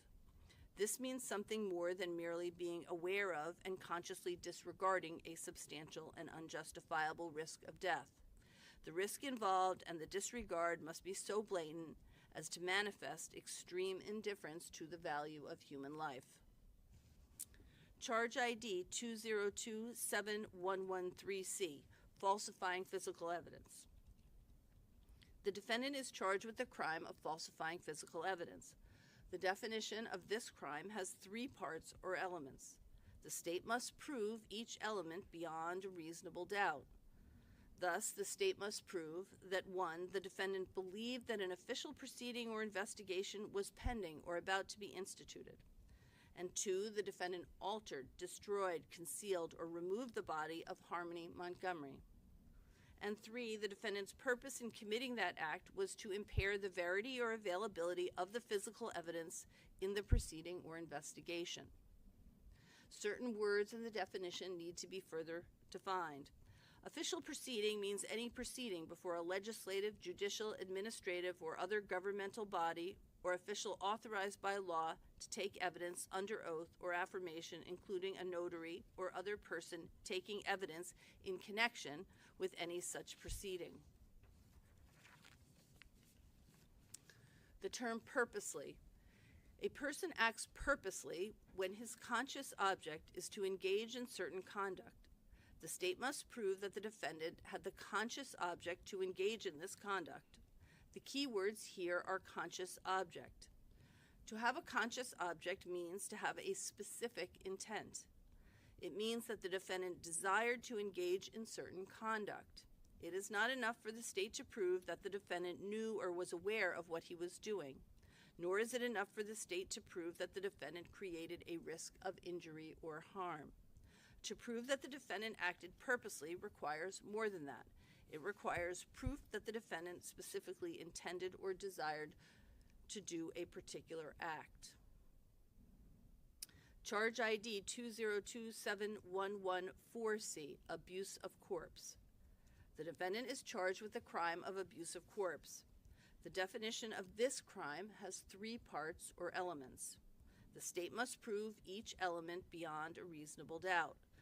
Thus, the state must prove 1, the defendant removed, concealed, or destroyed the corpse of Harmony Montgomery or any part thereof. 2, the defendant acted unlawfully. And 3, the defendant acted knowingly. These are the elements of the crime of abuse of corpse. Certain words in the definition need to be further defined. That word is knowingly. I've already read you the definition. In the instructions, I just refer you back to the definition that I gave you of knowingly. So it's the same definition that applies here. Charge ID 2027115C, tampering with witnesses and informants. The defendant is charged with the crime of tampering with witnesses and informants. The definition of this crime has 3 parts or elements. The state must prove each element beyond a reasonable doubt. Thus, the state must prove that the defendant believed that an official investigation was pending or was about to be instituted. And 2, the defendant attempted to induce or otherwise cause Kayla Montgomery to testify or inform falsely. And 3, the defendant acted purposely. The definition of purposely for purposes of this charge is the same as the definition of purposely that I have already read to you. I won't read it again, but you'll note that that definition is above. It is the same definition that applies to this charge. Those are the crimes that are pending against the defendant and are before you. The defendant's absence at trial. The defendant has been absent from trial. His absence from trial is not evidence in the case. You are not to guess or speculate as to the reason for his absence, and you may not draw any negative or adverse inference as a result of his not being present. You are not to consider for any purpose or in any manner in arriving at your verdict the fact that the defendant was not present at trial. That fact should not enter into your deliberations or discussions in any manner at any time. In conclusion, ladies and gentlemen, let me say that this case is important to both of the parties, the state and the defendant. The principles of law that I have given to you are intended to guide you in reaching a fair result. You are to exercise your judgment and common sense with honesty, understanding, and due deliberation. As I said before, you should decide this case without passion, without prejudice, and without sympathy. It is your highest duty as officers of this court to conscientiously determine a fair and just result in this case. Now again, as you were instructed during the general selection process, there is a presumption of innocence that applies and continues throughout the trial until the state convinces you beyond a reasonable doubt that the defendant is guilty of each and every element of the offenses with which he has been charged. And the defendant has no obligation whatsoever to prove his innocence in this matter, and that includes the right not to testify if he so chooses. When you have considered and weighed all of the evidence, you must make one of the following findings with respect to the charges before you. If you have a reasonable doubt as to whether the state has proved any one or more of the elements of the offense charged, you must find the defendant not guilty. On the other hand, if you find that the state has proved all of the elements of the offense charged beyond a reasonable doubt, then you should find the defendant guilty. And I remind you that a reasonable doubt is just what the words would ordinarily imply. The use of the word reasonable means simply that the doubt must be reasonable rather than unreasonable. It must be a doubt based upon reason. It is not a frivolous or fanciful doubt, nor is it one that can easily be explained away. Rather, it is a doubt based upon reason as remains after consideration of all of the evidence that the state has offered against it. As I mentioned, we will select a foreperson at random at the end of these instructions. The foreperson acts much like the chair of a committee. He or she should make sure that you take up the issues that I have described and should make sure that each juror has a full opportunity to present his or her opinions and arguments. I suggest that deliberations involve several components. You should each think for yourself about the evidence and the law.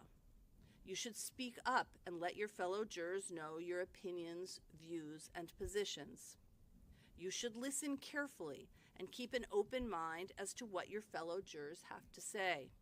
And you should make every reasonable effort to reach a unanimous agreement. The verdict that you reach must be a unanimous verdict and represent the considered judgment of each juror. In order to return a verdict, all 12 of you must agree on your verdict. As you deliberate, try your best to work out your differences. Do not hesitate to change your mind if you are convinced that the other jurors are right and that your original position was wrong. But do not change your mind just because other jurors see things differently or just to get the case over with. In the end, your vote must be exactly that, your own vote. It is important for you to reach unanimous agreement, but only if you can do so honestly and in good conscience. If any questions concerning the law should arise during your deliberations, the foreperson should write the question out and sign and hand it to the court officer. The court officer will bring that to me and I will respond. You should take as much time as you like. You will be given a verdict form to complete. When you have arrived at a verdict, let the court officer know, and you will be returned to the courtroom where the foreperson will render the verdict orally in response to questions that the clerk of court will ask. The jury foreperson may use the jury verdict form in answering the clerk's questions as to each charge. So, ladies and gentlemen, I am going to send back one jury verdict form that has each of the charges and a place where you can record what your verdict is. And that document can stay with the jury foreperson when you are brought back into the courtroom, and the jury foreperson will use that to respond to the clerk's questions. Please bear in mind, in your deliberations, there can be no communications with anyone other than the other deliberating jurors in the case or the bailiff. You are not to use your cell phones or smartphones to communicate with anyone, check email, or use the internet. Your verdict in this case must be based solely on the evidence presented at trial and the law as I have explained it to you. We will now select the alternates and the jury foreperson.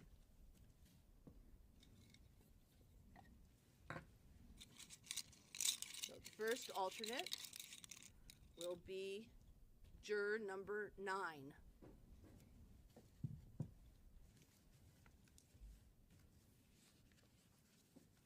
Sorry. So juror number 9 will be our first alternate. Second alternate, juror number 4. The third alternate, juror number 5. The fourth alternate, juror number 1. And finally, fifth alternate will be juror number 15.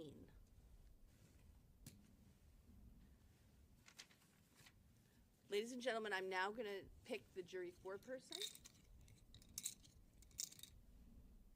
Juror number 2.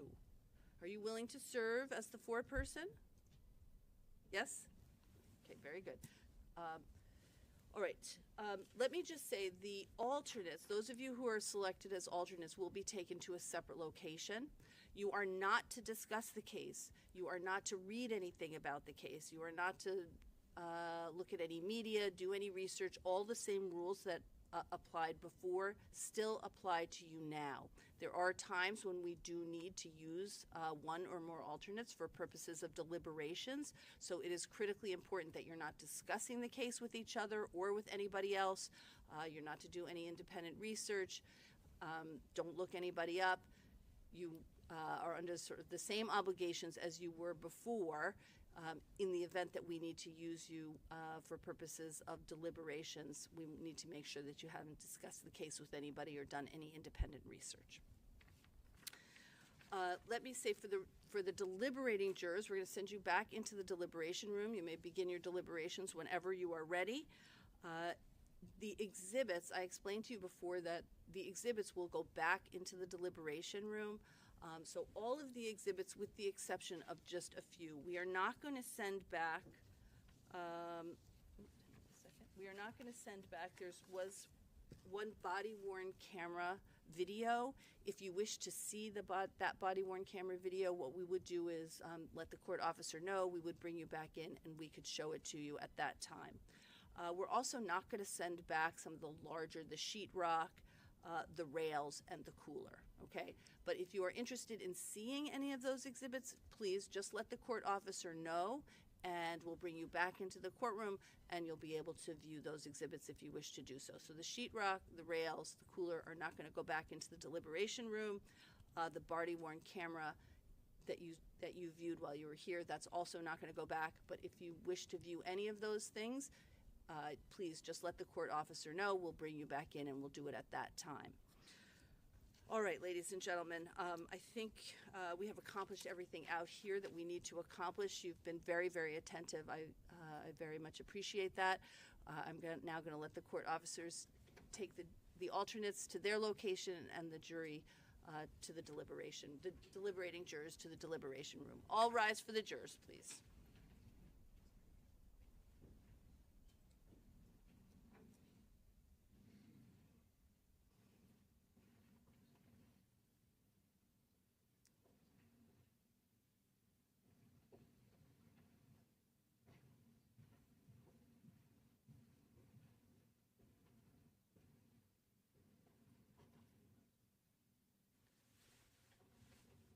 You may be seated.